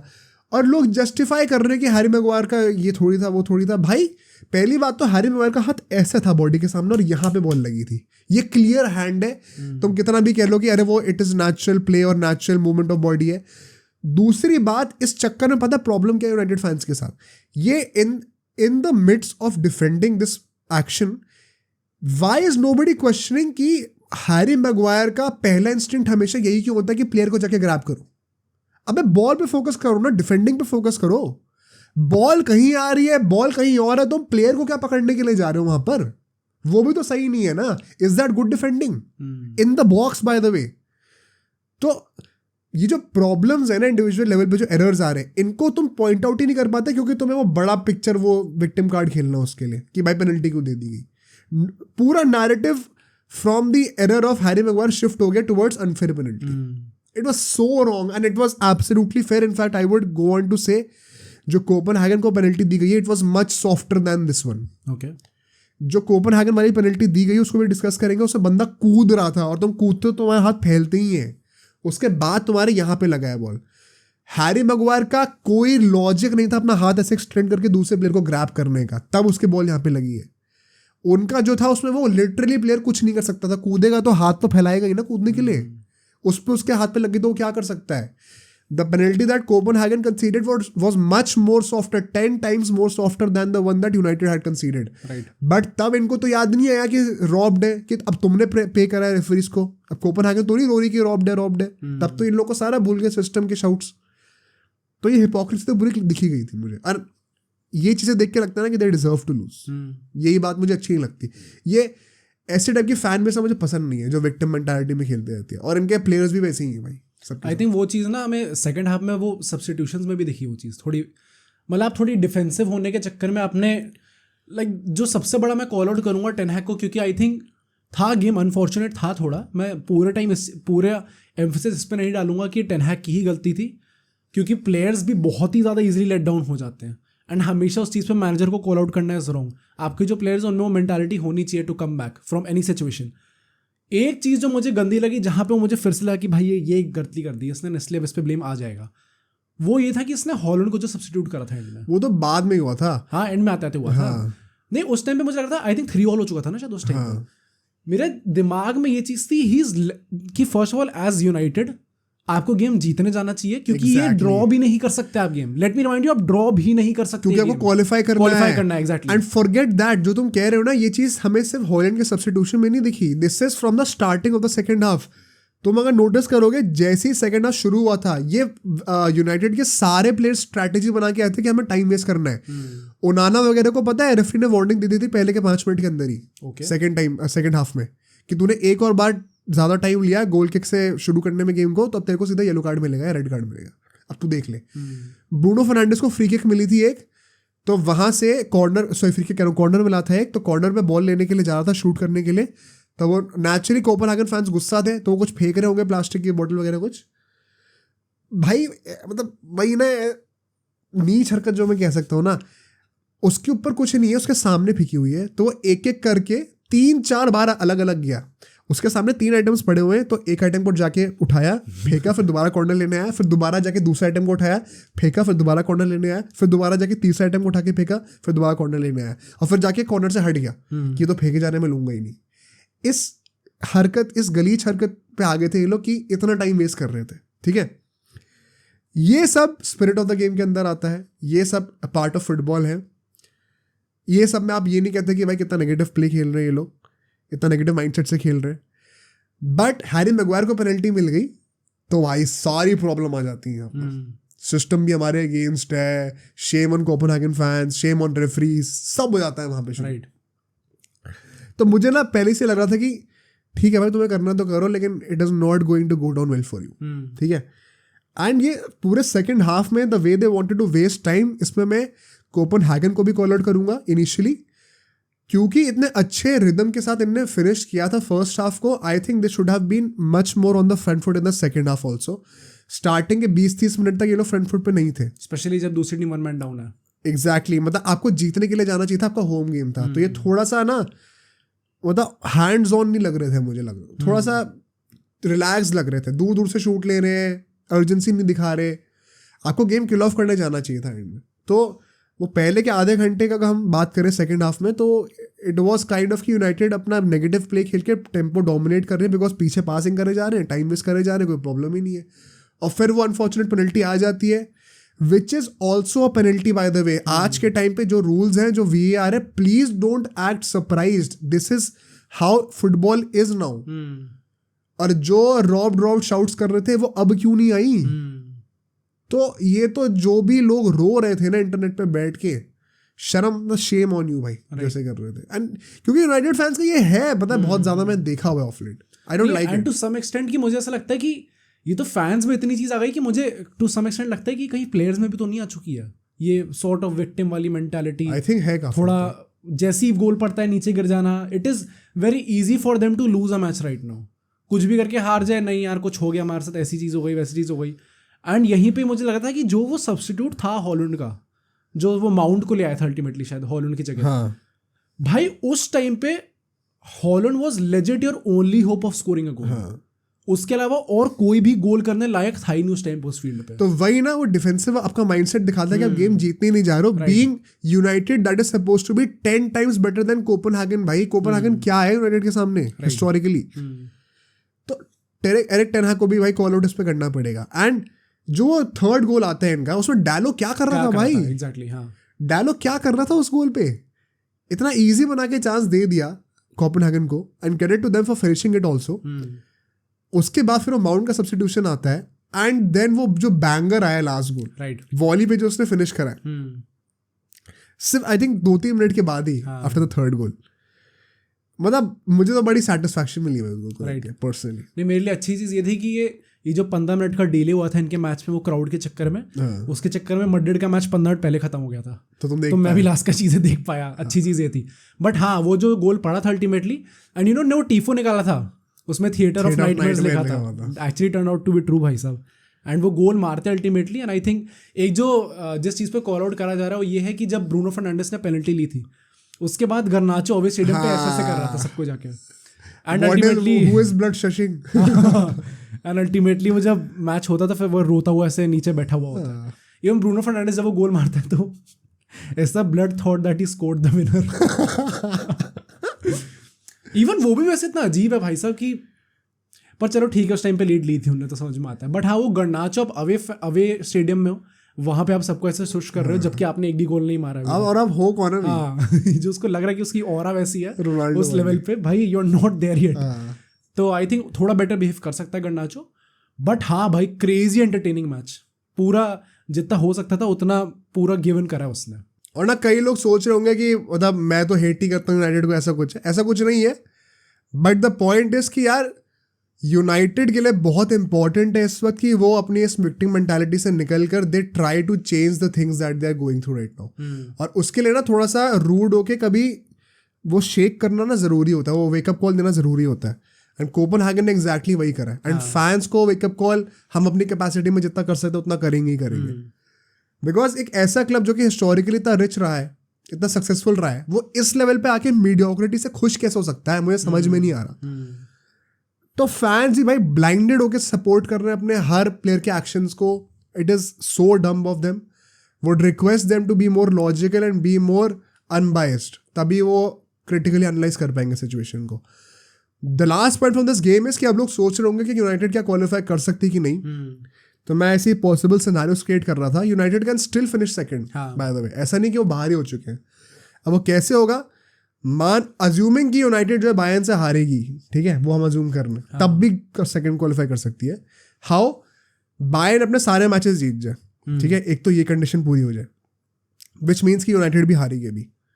सेकंड कंडीशन है कि यूनाइटेड अपना लास्ट गेम जीत जाए जो बचा हुआ है, गैलाटासराय से अवे गेम है, वो उसे जीतना ही पड़ेगा।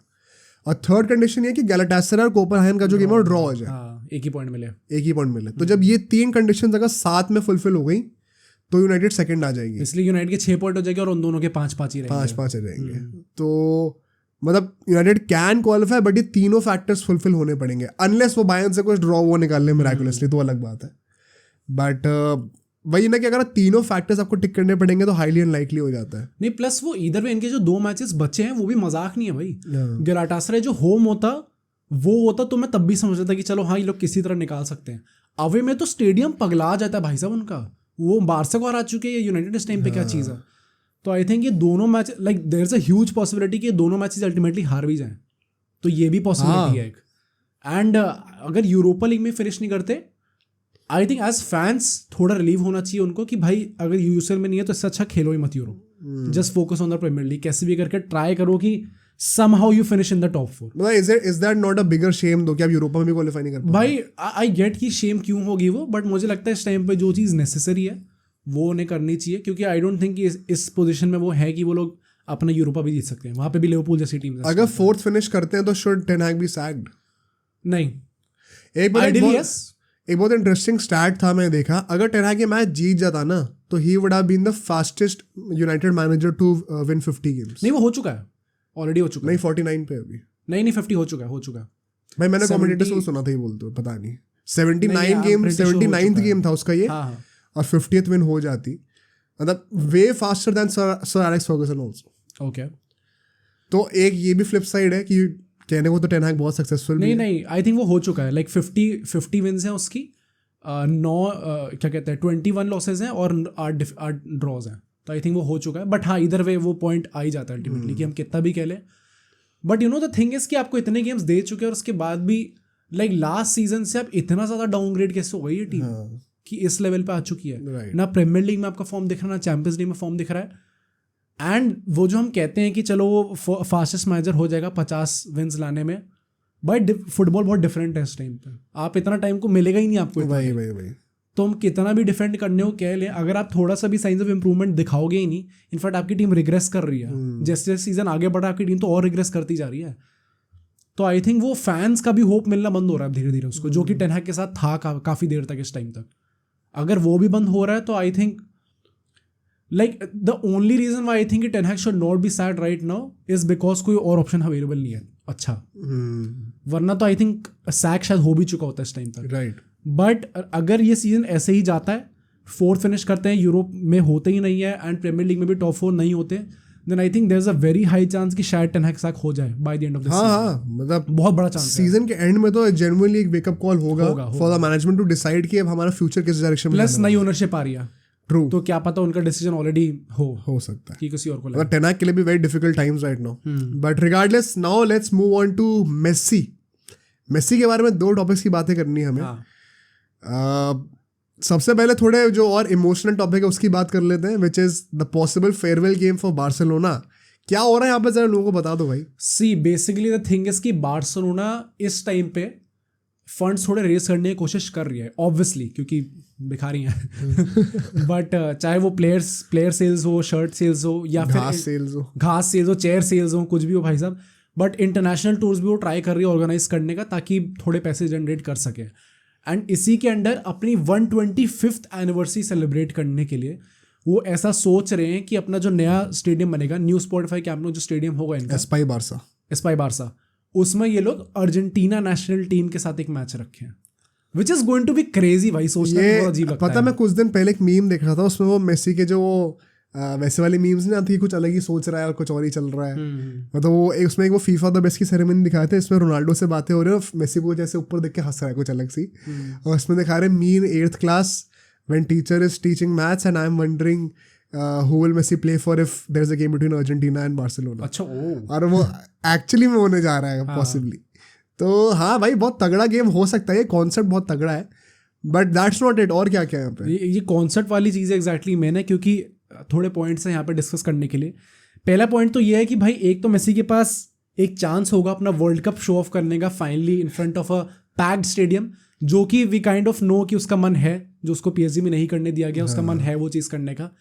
एंड ऑब्वियसली वो 2 बैलन डोर भी जीता है बारसा से जाने के बाद, तो प्रोबब्ली वी कैन सी कि वो अपने 8 बैलन डोर के साथ में फाइनली एक फोटो खींचा. भाई वो अभी तक आई नहीं यार. मुझे बड़ा सरप्राइजिंग लगा, क्यों नहीं लेके घर से ही कर ले भाई. घर में ही रख के कर ले. नहीं, क्योंकि जब 7 हुए थे तब उसकी शूटिंग हुई थी. हाँ, पता नहीं क्यों नहीं करा 8 का यार. ये सबसे वेटेड पिक्चर का नहीं करा रहे ये लोग. बट आई थिंक अगर ये चीज़ होती है वो उस स्टेडियम में, बार्सिलोना के एनवायरनमेंट में, अपैरेंटली जो कैपेसिटी है वो 90 कुछ साउंड से बढ़ा के 1,20,000 हो गई ना. हाँ राइट. मोटेरा से कम है अभी भी. हाँ अच्छा. हाँ भाई, levels to this game. But हाँ भाई, आई थिंक अगर होती है तो बहुत ही क्रेजी चीज़ होगी. सोचने में बहुत अजीब लग रहा है. सेकेंड इज कि ऑब्वियसली यहाँ पे एक तीर से 2 निशाने हो जाएंगे. एक तो मेसी को एक अपना फेयरवेल मिल जाएगा, बारसा दे देगी प्रॉपर फेयरवेल मेसी को. एंड सेकंड इज कि एस्पाई बारसा जो है उनका जो नया स्टेडियम होने वाला है उसका इनॉग्रेशन सेरेमनी हो जाएगी. And who better to come भाई, जब आपका मेसी आके अल्टीमेटली इनॉग्रेट कर रहा है. तो आई थिंक ये चीज़ भी काफ़ी, ये मतलब ऑब्वियस है ये चीज़ होगी, बट आई थिंक काफ़ी तगड़ा है भाई, एक तीर से 2 निशाने वाली चीज़ हो जाएगी. थर्ड इज कि ये थोड़ा फनी है, जो उस क्वेश्चन का भी आंसर करेगा, मेसी खेलेगा कैसे. द थिंग इज कि ये चीज़ अभी तक रूमर्ड है, कुछ भी पक्का नहीं है इस टाइम पे. एंड आई रिमेंबर ये चीज़ रोनाल्डो का जो कह रहे थे कि वो फ्लोरेंटिनो पेरेस सोच रहा है कि वो कराएगा उसका फेयरवेल कराएगा, उसमें भी भाई आई डोंट थिंक रोनाल्डो की किस्मत में लिखा है. हाँ मुझे भी नहीं लगता, अब तो नहीं लगता, बट आई थिंक वो एक टाइम पे कह रहे थे. यहाँ पे भी सेम ही होने वाला है. कह रहे हैं कि मेसी फर्स्ट हाफ जो अर्जेंटीना की तरफ से खेलेगा और सेकंड हाफ बार्सिलोना की तरफ से खेलेगा. To be very honest I don't think likely है ये चीज़, क्योंकि भाई आई थिंक होना चाहिए. नहीं हो, सुनने में तो बहुत अच्छा लग रहा है ये चीज़, बट मतलब आई डोंट थिंक सो ऐसा चीज़ होगी अल्टीमेटली. आई थिंक होना, पॉइंट ही है भाई, अगर हो रहा है तो होना चाहिए भाई. फिर तो पता नहीं, मतलब आई डोंट थिंक होगा ultimately. And then the next point is कि एक स्पेशल T4 डिज़ाइन करा जाएगा। एक तो इतनी बड़ी कैपेसिटी है, नया स्टेडियम है, तो एक प्रॉपर T4 बनाएंगे। 2015 में आई थिंक वो चावी के लिए भी बनाया था फेयरवेल के टाइम पे, तो मेसी के लिए भी एक वो बड़ा सा T4 बनाया जाएगा, तो वो भी देखने में काफ़ी अच्छा लगेगा। एंड एक special 125th anniversary kit design करी जाएगी। बारसा रिक्वेस्ट करेगी नाइकी से कि डिज़ाइन करे, तो एक वो नई किट मिलेगी उनको। तो आई थिंक अगर ये पांचों चीज़ें टिक होती हैं भाई, this is going to be legendary भाई। बहुत ही ज़्यादा तगड़ा होने वाला मैच रहेगा, बहुत ही तगड़ा। मतलब वो वही है ना कि शायद वो जो सबसे हाईएस्ट व्यूअरशिप गई है, क्या पता उसके क्लोज आ जाए। अब पता है दिस इज टू ग्रैंड और टू मैजिकल कि मुझे लगता है ऐसा मैच उसके रिटायरमेंट पे होना चाहिए भाई। हाँ, हो सकता है। ऐसा लग रहा है कि मतलब ऐसे लेवल का फेयरवेल तो मतलब रिटायरमेंट पे मिलना चाहिए जब आदमी फुटबॉल ही छोड़ रहा हो। हाँ, सभी चीज़ें टिक हो रही हैं क्योंकि हाँ, तो मतलब ऐसा लग रहा है कि इतना तगड़ा मैच होगा, उसके बाद भी इंटर मियामी से खेल रहा है जाकर, तो वो थोड़ा अजीब लगेगा। राइट। तो मतलब अगर वैसे हो जाता तो आई एम नॉट कंप्लेनिंग भाई, जितना भी मिल रहा है वो अच्छा ही है काफ़ी, बट सोचने में काफ़ी सही लगता है भाई। What do you think about this? मतलब आई थिंक होना तो हो ही जाए, डिजर्व भी करता है वो ultimately, but right now I think it's sounding too good to be true. लग नहीं रहा कि इतना ही ग्रैंड होने वाला है क्या एक्चुअली में। मतलब अभी भी ये इनिशियल स्टेजेस पे ही है प्लान, और काफ़ी हद तक रूमर्ड है, कुछ भी कंफर्म नहीं है अभी, बट काफ़ी मीडिया रिपोर्ट्स ने इसको इस स्टोरी को रिपोर्ट करा है जाके, काफ़ी मीडिया हाउसेज ने। सो अगर सारे मीडिया हाउस रिपोर्ट कर रहे हैं तो कुछ तो जेन्युइनिटी होगी, चाहे वो सिर्फ आइडिएशन लेवल पर ही हो, एग्जीक्यूशन लेवल पर ना आया हो, बट आई होप कुछ ना कुछ हुआ हो। बिकॉज अभी जब बैलन डॉर वाली सेरेमनी हुई थी उसके बाद मेसी ने दोबारा कॉल आउट किया था ना जेरार्ड रोमेरो को, ऐसी कोई बात नहीं हुई है लापोर्ता से। हो सकता है उसके बाद कुछ हुआ हो, लापोर्ता की तरफ से कोई बात हुई हो, यू नेवर नो, कुछ भी हो सकता है। पूरे वो सबसे पहले सेरेमनी में लापोर्ता और उसका हैंडशेक दिखाएंगे ताकि उसका नेक्स्ट टेन्योर भी सील हो जाए अभी सही। हाँ भाई, कि मैंने दोस्ती कर ली मेसी से भाई। ये भी वो कर देगा भाई, वो वैसे चालू अपना पूरा 10 फोटो तो उसी के साथ खिंचाएगा, मेसी के साथ पूरा पॉलिटिकली अपना एस्टैब्लिश करने के लिए। एंड बट ठीक है भाई, I think that's the least that Messi deserves from Laporta at least. ये इतना बड़ा फेयरवेल तो कराना चाहिए। एंड वही है ना, एक marking the end of an era and the beginning of the next, वो क्योंकि एस्पाई बारसा भी आ रहा है एक तरीके से, वो भी हो जाएगा। तो एक तीर से 2-3 निशाने हो रहे हैं इनफैक्ट, अगर ऐसा करा जाए तो। अगर वो ऐसा सीन होता है, just to end this topic, कि दोनों साइड से खेल रहा है, आई थिंक सेकंड हाफ में बारसा से खेलेगा पॉसिबली। हाँ, अभी तक तो यही रिपोर्टेड है कि सेकंड हाफ बारसा से खेलेगा। और किसी जगह पे खेलेगा भाई, मतलब किसी को सब ऑफ होना पड़ेगा। लेवेंडोस्की फर्स्ट नाइन खेल रहा भाई मेसी दोबारा आके। आई थिंक भाई होगा तो बहुत ही तगड़ा होगा, मजा आएगा। रिगार्डलेस अगर ऐसा होता है कि अर्जेंटीना वर्सेस बारसा है तो I think he should be playing for Barcelona पूरा मैच। हाँ, अगर वैसे मतलब सेंस तभी पॉइंट ही वही है ना, फेयरवेल तो बारसा से ही मिल रहा है ना, राइट। उनके अगेंस्ट खेले क्या फायदा। सो हाँ भाई, अभी पता चला 125th एनिवर्सरी में बारसा को हरा दिया भाई। हाँ, स्कोर शीट पे लिखा हुआ बारसा हार गया अपनी एनिवर्सरी पे, राइट। मेसी ने हैट्रिक मार दिया अगेंस्ट, क्या ही फायदा भाई ऐसे में। बट ठीक है भाई, आई थिंक लेट्स होप कि ये हो और हम लोग उसको लाइव कवर कर पाए। But now let's move to the last topic of this podcast, which is the Messi Zidane interview. भाई एक तो पहली बात ना, जब मैंने इस इंटरव्यू को देखा, एडिडास फुटबॉल ने इसको ऑर्गेनाइज कराया, वो मियामी के उसमें हुआ था।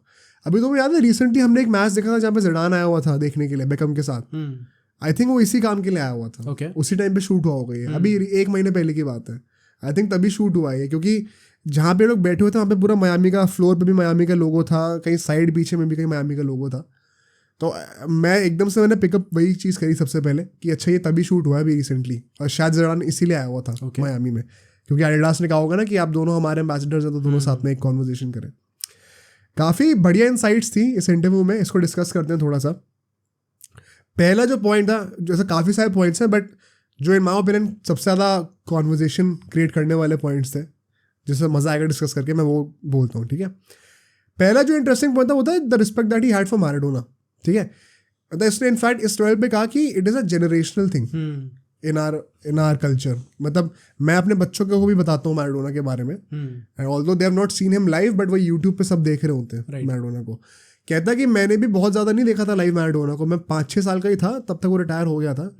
तो मैंने भी मेजरली उसको यूट्यूब पे ही देखा है, वीडियोज़ ही देखी हैं उसकी, टीवी पे देखा है। But it is a cultural thing in Argentina. And अब लोग कहेंगे इसमें ज़्यादा कुछ क्वेश्चन करने वाली क्या बात है। अभी उसने बैलन डॉर वाली सेरेमनी में भी उसको कॉन्ग्रेचुलेट ओड ऑनर टाइप का दिया था कि भाई मैराडोना की बर्थडे है, it is for you also. What is a little weird for me is कि Maradona does not really replicate that sentiment. Never did. He was kind of very critical of Messi at times as well, on his face also. But Messi has always been very respectful. Right. What do you have to make of this equation? यार आई think वो एक चीज़ sort of insecurity थी Maradona की कि भाई, क्योंकि suddenly अगर एक नए अर्जेंटीना वाले बंदे को आप कह रहे हो कि भाई he is going to become the greatest of all time, तो एक वो सॉर्ट ऑफ अपना टैग थोड़ा शेयर करना पड़ रहा है उसको उससे.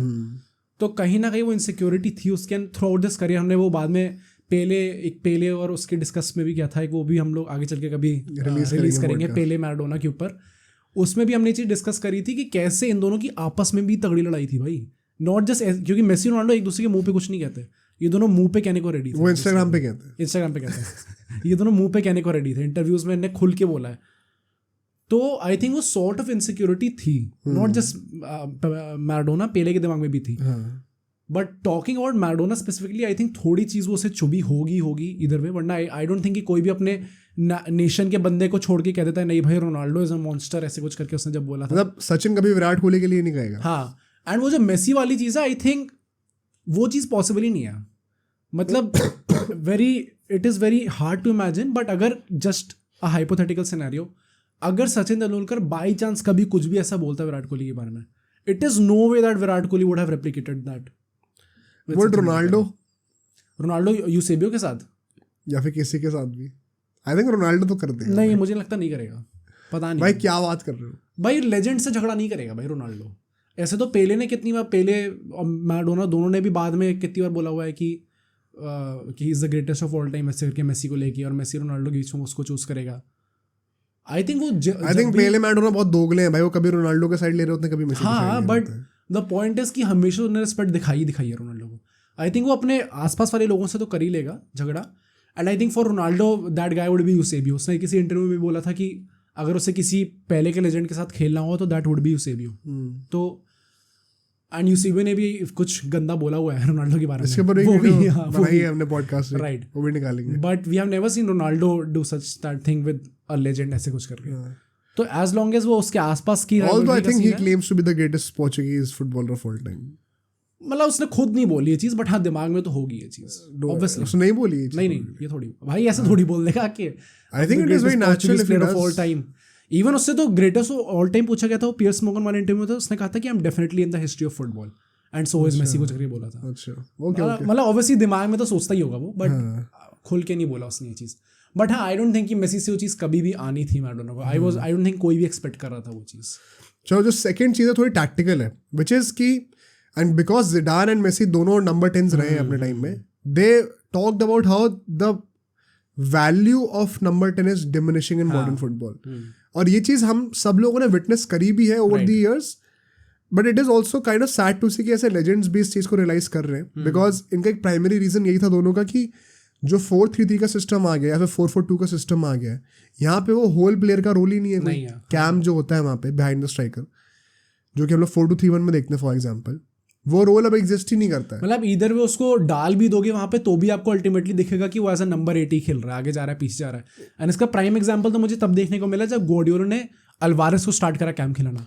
भाई वो बंदा भी आगे पीछे जा रहा है, पूरा वर्क रेट दिखा रहा है.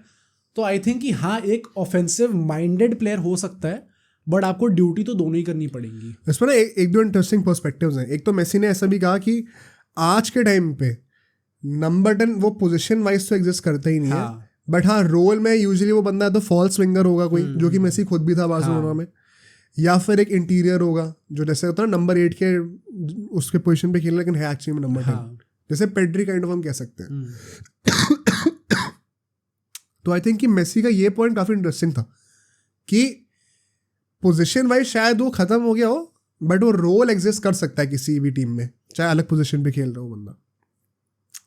जिडान से पूछते हैं तो वो कहता है भाई कि नंबर 10 बनने के लिए you need to have magic, क्योंकि it is always suppose to be the leader, that different player. और मेसी जोकिंगली फिर हंसते हंसते कहता है कि हाँ सही बात है, हम सब लोग बचपन में सोचते थे कि we all are that different player, but होता कोई भी नहीं था. Everybody wanted to be the number 10. तो that just goes on to show कि नंबर 10 की हेरिटेज कितनी है and is the most important number in the game. Would you agree with that? हाँ ऑब्वियसली.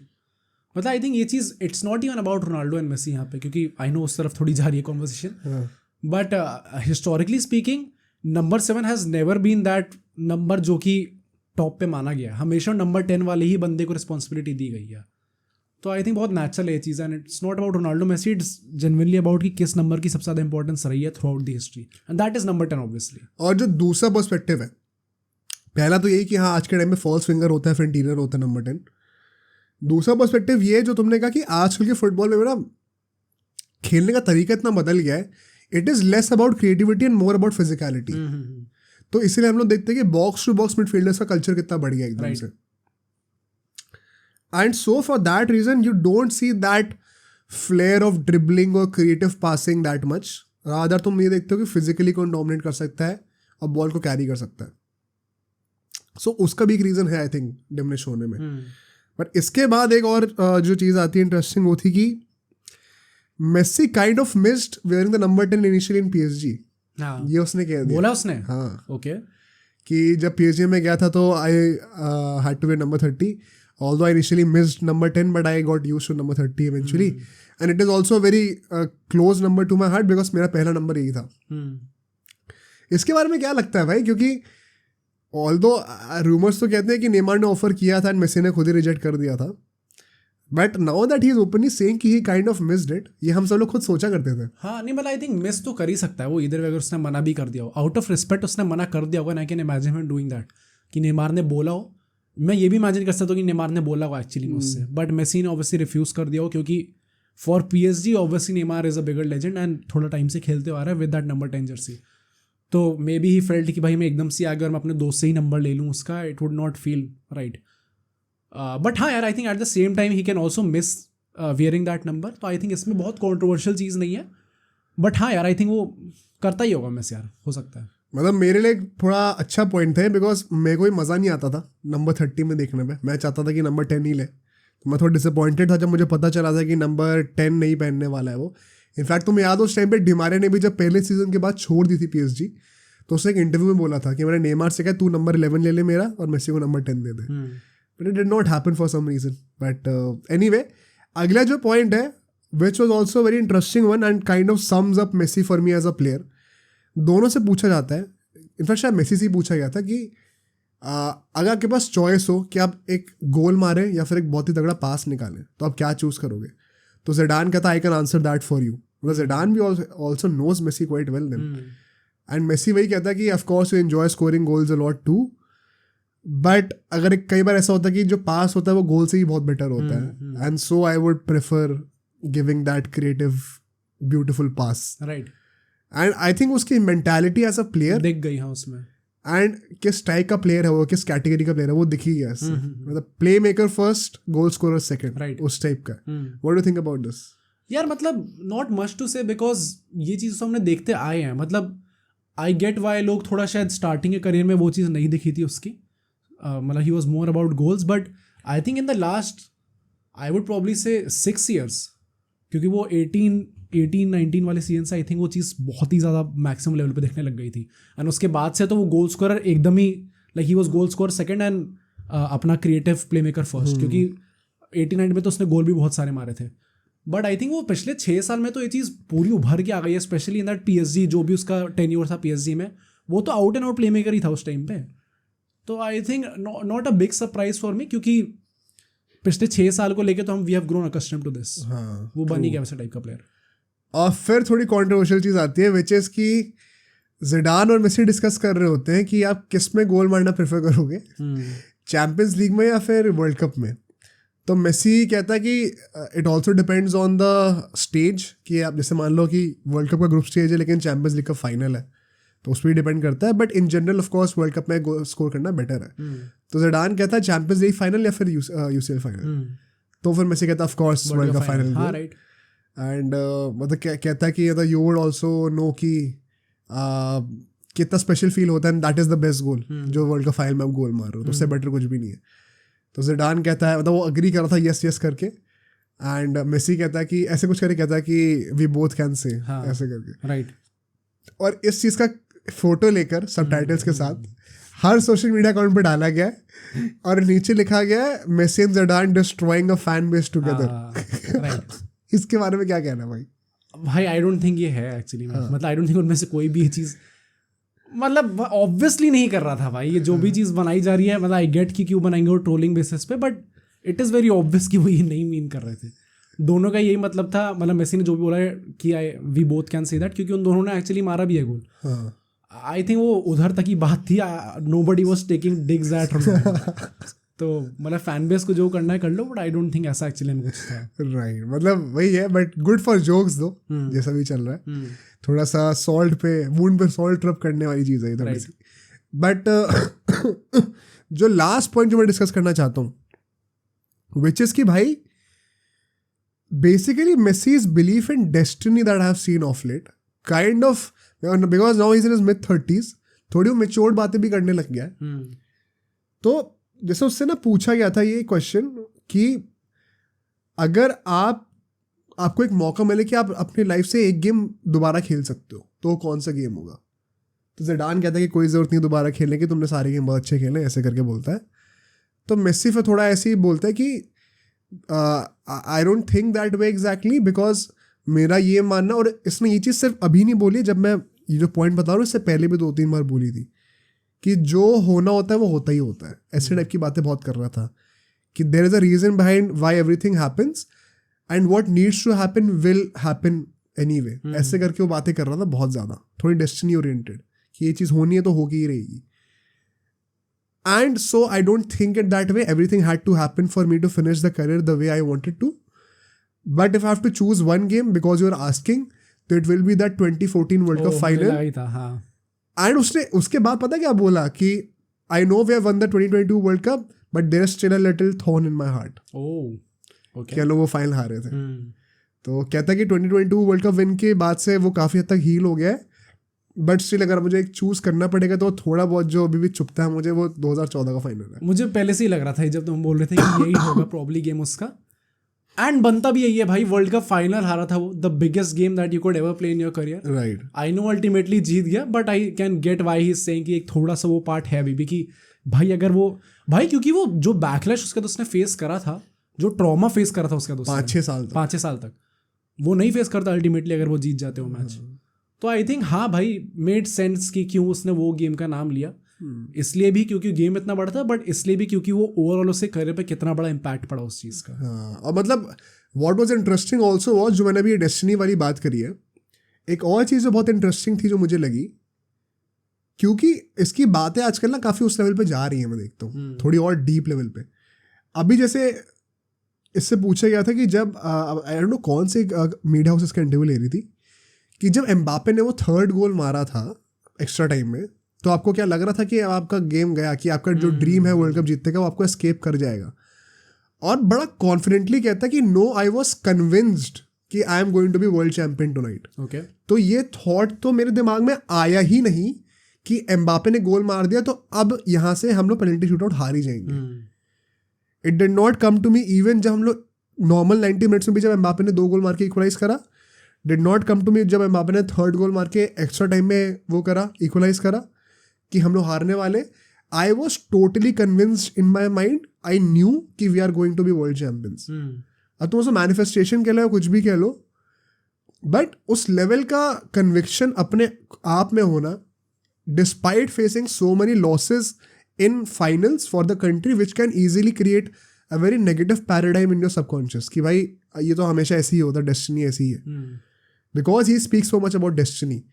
तो क्योंकि वो इतना कन्विंस है इस चीज़ को लेके, वो मुझे लगता है एक बहुत ही बड़ा मेंटल शिफ्ट उसने एक्सपीरियंस करा राइट अपने लाइफ में, एंड आई थिंक वो बहुत बड़ी विक्ट्री है उसकी लाइफ में। मुझे लगता है कि how much he has grown mentally as a player. Right, तो आई थिंक वो that is something that people can learn so much from, कि आपकी मेंटल ग्रोथ आप किस लेवल पे लेके जा सकते हो, how it affects your results in your real life. तो इवन रोनाल्डो फैंस को मैं रिक्वेस्ट करूंगा भाई कि अपना बायस हटा के, this is something to be very inspired from. Right, but हाँ, लेट्स मूव ऑन टू, अभी कोई और भी टॉपिक बचा है? लास्ट टॉपिक है सरप्राइज टॉपिक, एंड अभी हमने एम्बापे की बात करी, it is going to be Mbappe भाई। सी एम्बापे को लेके एक न्यूज़ आई है अभी recently, let's take a few minutes to discuss it. And उसमें ये बेसिकली बोला गया कि रियल मैड्रिड जो है उनका जो परस्यूट था to buy Mbappe, bring him to Santiago Bernabeu, वो अब ओवर हो चुका है, वो नहीं जाएंगे अब उसके पीछे। एंड कुछ रीजंस है उसके कि क्यों नहीं जाएंगे, बेसिकली 3 रीजंस है। एक तो ये है कि वो 20 मिलियन पर ईयर की वेज मांगेगा and he will ask for a huge signing bonus if he science for Madrid for free. I think बहुत लॉजिकल है ये कि क्यों अल्टीमेटली आ रहा है, बट वही बात है कि ये तो पता ही था भाई हमें। तो ये जो एकदम से ये 3 टियर लिस्ट निकाली गई है कि भाई क्यों, क्या हमारे रीजंस है, ये आई थिंक सारे ही ऑब्वियस है, but I think we all kind of knew this. Second थोड़ा सरप्राइजिंग है ऑल्दो, वो ये है कि एम्बापे जो है by the time he comes to Madrid he would be 26 years old and Madrid चाह रही है कि वो थोड़े यंग प्लेयर्स में इन्वेस्ट करें। ये थोड़ा सा एक्सक्यूज टाइप का लग रहा है। हाँ हाँ राइट, मुझे भी लग रहा है 26 में क्या है, तो रोनाल्डो 26 27 में आया। हाँ यंग ही है वो अभी भी, बट ये जो प्रोजेक्ट ये लोग कह रहे हैं कि थोड़ा यंग में इन्वेस्ट करना चाह रहे हैं, जैसे अभी शायद एंड्रिक आएगा 17 साल की उम्र का है वो अभी इस टाइम पे।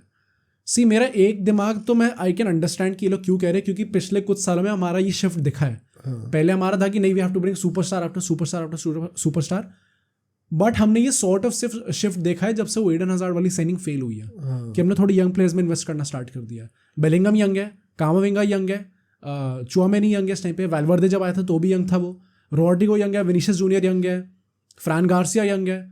तो काफ़ी प्लेयर्स हम लोग ला रहे हो तो उस यंग वाले ब्रैकेट में ही आ रहे हैं, काफ़ी यंग स्क्वाड है इस टाइम पे हमारी। तो I can understand where they are coming from, but मुझे एट द सेम टाइम ऐसा भी लगता है कि हमारे जो अटैकिंग लाइनअप है, फॉरवर्ड्स हैं इस टाइम पे, उनमें इतनी मैच्योरिटी है नहीं इस टाइम पे कि वो सारी यंगस्टर्स ही खिला सकें। तो I was kind of hopping कि थोड़ा सा एजेड प्लेयर आएगा, थोड़ा एक्सपीरियंस प्लेयर आएगा जो कि he can basically impart his knowledge, जैसे बेंजेमा कर रहा था अब तक। बट बेंजेमा जब से गया है वी हैव सीन कि थोड़ा डिप आया हमारी गोल स्कोरिंग में, and that is only because कि एक्सपीरियंस नहीं है वो।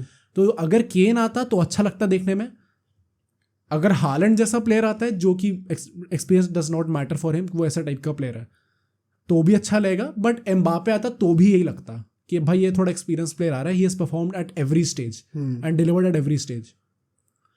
तो अगर एकदम ही यंग अप्रोच पे जा रहे हैं, if they are kind of thinking कि एंड्रिक जो है वो हमारा स्ट्राइकर बनने वाला है नेक्स्ट सीजन, भाई it is also very unfair for Endrick also कि आप उसको 17 साल का है, वो अभी आ रहा है एकदम, वो मैड्रिड का स्ट्राइकर बना, हाँ मैड्रिड का स्ट्राइकर बना दो। आई थिंक वो ग्रेजुअली उसको लाना चाहिए था एंड आई होप वैसे ही करे, क्योंकि अभी भी ये चीज़ कुछ कॉन्क्रीट नहीं है, these are just rumours. But वही बात है, काफ़ी मीडिया हाउसेस ने ये चीज़ बोल दी है। What do you think how valid this is though? I think हो सकता है, मतलब ये हुआ इसलिए होगा क्योंकि शायद कुछ डेवलपमेंट हुआ होगा इन दोनों के बीच में, दोनों पार्टीज के बीच में, फिर से कुछ आनाकानी हुई होगी एम्बापे की साइड से, तो हो सकता है ये चीज़ हो।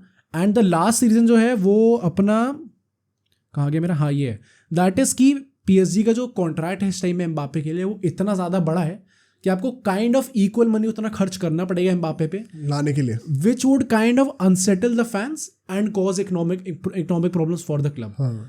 This is also very obvious and ये हम लोग बहुत टाइम से सोच ही रहे थे चीज़ होने वाली है भाई। Either way I think if he science a contract with PSG right now, जो अभी तक कुछ टाइम पहले तक रूमर था कि वो कर लिया कॉन्ट्रैक्ट साइन और उसके बाद बेसिकली फ्री में नहीं आ पाएगा, I can totally understand why Madrid won't go for him, और मुझे भी नहीं चाहिए फिर। अच्छा मुझे भी नहीं चाहिए। हाँ, मुझे भी तक तो भीख मांग रहे थे सारे लोग। भाई भीख कोई नहीं मांग रहा था। अच्छा पिछले 1 साल से किसी ने भीख नहीं मांगी है। हम ये कह रहे हैं कि हमारे फॉरवर्ड्स में इस टाइम पे वो कैपेबिलिटी नहीं है और एम्बापे ला सकते हैं वो चीज़। भाई 2 साल भीख नहीं मांग रहा, नहीं भाई वो 2022 के बाद से कोई भीख नहीं मांग रहा। बट इसके लिए भी मैं यही कहूँगा ultimately, and we look very stupid right now क्योंकि हम लोग 6 साल से उस बंदे के पीछे पड़े हैं, अल्टीमेटली ये चीज़ ऐसे एंड हो रही है। And the only thing that can ever top this is कि अगर हम लोग हालैंड ले आते हैं, वो थोड़ा सॉलेस होगा हमारे लिए। बट अगर ये डिसीजन से फाइनली मैड्रिड जाती है, आई होप कि इनके पास एक प्रॉपर प्लान हो जो कि इस चीज़ को बैकअप कर सकते हैं, वो लोग कॉम्पनसेट कर सकते हैं इस चीज़ के लिए। एंड अगर नहीं भी होता अल्टीमेटली एम्बापे का, इट्स हिज लॉस। मतलब मुझे तो लगता है कि मैड्रिड फैंस और क्लब फाइनली जाग रहा है, बिकॉज ये स्पेशल ट्रीटमेंट किसी को नहीं देते ये लोग। तो एम्बापे कौन है, क्योंकि अभी तक तो मेरे हिसाब से घुटने पे ही थे तुम लोग। ओके तो but I think that is it for Madrid's perspective. अगर एम्बापे की बात करें, because you said it is his loss, it is actually true. Madrid will survive, there are going to be 10 more players and they'll continue to win regardless भाई। हाँ, but Mbappe अब कहाँ जाएगा? Liverpool. मतलब I think इस time पे जो सबसे ज़्यादा लाइकली पोजीशन बन गई, क्योंकि रूमर्ड भी ऐसा ही था, आई थिंक लिवरपूल होगा शायद बेसिकली। एंड लोग यूनाइटेड के लिए भी कह रहे थे, बट वो तब के लिए नहीं, वो एक्चुअली मेड सेंस क्योंकि कतार ओनरशिप आ रही थी। भाई यूनाइटेड से तो अच्छा लिवरपूल ही जाए भाई। हाँ लिवरपूल ही जाए, बट द पॉइंट इज कि Liverpool would not be willing to spend that much, क्योंकि लिवरपूल ऐसा क्लब है नहीं जो कि इतना पैसा खर्च करता है। तो आई थिंक यूनाइटेड इसी सर्कस में जाने का पॉइंट भी नहीं है। नहीं वो तो नहीं है, इधर भी पॉइंट नहीं है। बारसा तो भाई नहीं ले एम्बापे को, बारसा भी नहीं, हाँ नहीं लेना चाहिए, बट मतलब अगेन इतनी सारी पॉसिबिलिटीज खुल गई इसके बाद से, ना बायर्न उतना पैसा खर्च करती है तो अब अल्टीमेटली सीरिया में जाने का कोई पॉइंट नहीं है। कौन से टॉप क्लब आप जाने वाले हो, अब किसी को कुछ नहीं पता। It is very likely that he will stay at PSG, right which is the biggest loss for him अगर ऐसा होता है। राइट कि मतलब आपने पूरे 20s जो है वो आप पीएसजी में बता रहे हो, जो कि आप टॉप 5 में भी नहीं आ रही लीग्स में। नहीं बट द थिंग इज कि कितना स्टूपिड डिसीजन है भाई साहब ये। आप बार बार एच तक लेके जाने को रेडी थे रियल मैड्रिड को, नहीं बस एक साल और एंड अगर ये एक्चुअली में ट्रू है कि मैड्रिड जा रही है अब यहाँ से रेस से, भाई साहब एम्बापे को तो लग रहा होगा कि भाई किस चीज में फंस गया मैं अल्टीमेटली। क्योंकि एम्बापे भी कितने पैसों के लिए मर ले, he knows that the environment is so toxic there, it is not a long term solution to stay at PSG. Right and अपने बैलन डोर के चांसेस जो कि जीतना चाहता है एकदम किल कर रहा है भाई, किल कर रहा है। यूसीएल जीतने के चांसेस एकदम किल कर रहा है। यूरोपियन गोल्डन बूट जीतने के चांसेस किल कर रहा है। Right the only success that he can potentially have is with the national team in his career, अगर वो पीएसजी में रहेगा तो ये तो जेन्युइनली एक रैट होल में फंस गया है भाई। अब यहाँ से कैसे निकलेगा बहुत बड़ा क्वेश्चन है। And if there is even 10% truth to these rumours, it is a very bad news for the Mbappe camp. I don't see how he improves from this situation. Right. मतलब प्रीमियर लीग में भी city तो for sure नहीं जाएगा। Liverpool का तुम कह ही रहे हो कि पैसे पता नहीं खर्च करेंगे कि नहीं, यूनाइटेड जाने का सेंस बनता नहीं है, तो और क्या टॉटनहम जाएगा। बहुत यंग स्टेज में अभी इस टाइम पे है। मतलब टॉप क्लब तो कोई बचा ही नहीं ना। ला लीगा से बारसा एंड मैड्रिड अगर नहीं जा रहे तो टॉप क्लब तो तुम्हारे बाहर ही हो गए सारे। तो यूवेंटस से खेलोगे अब। राइट, तो यूवेंटस भी कहाँ हालत में अब वही ना। तो अब भाई मतलब it is such a, Holland तो नहीं रुकने वाला। हालैंड इसके बाद कहीं जाएगा तो वो सिटी बारसा में किसी में जाएगा। आई थिंक सिटी बारसा क्या, रियल बारसा में आई थिंक रियल भी जाएगा वो मोस्ट प्रोबब्ली।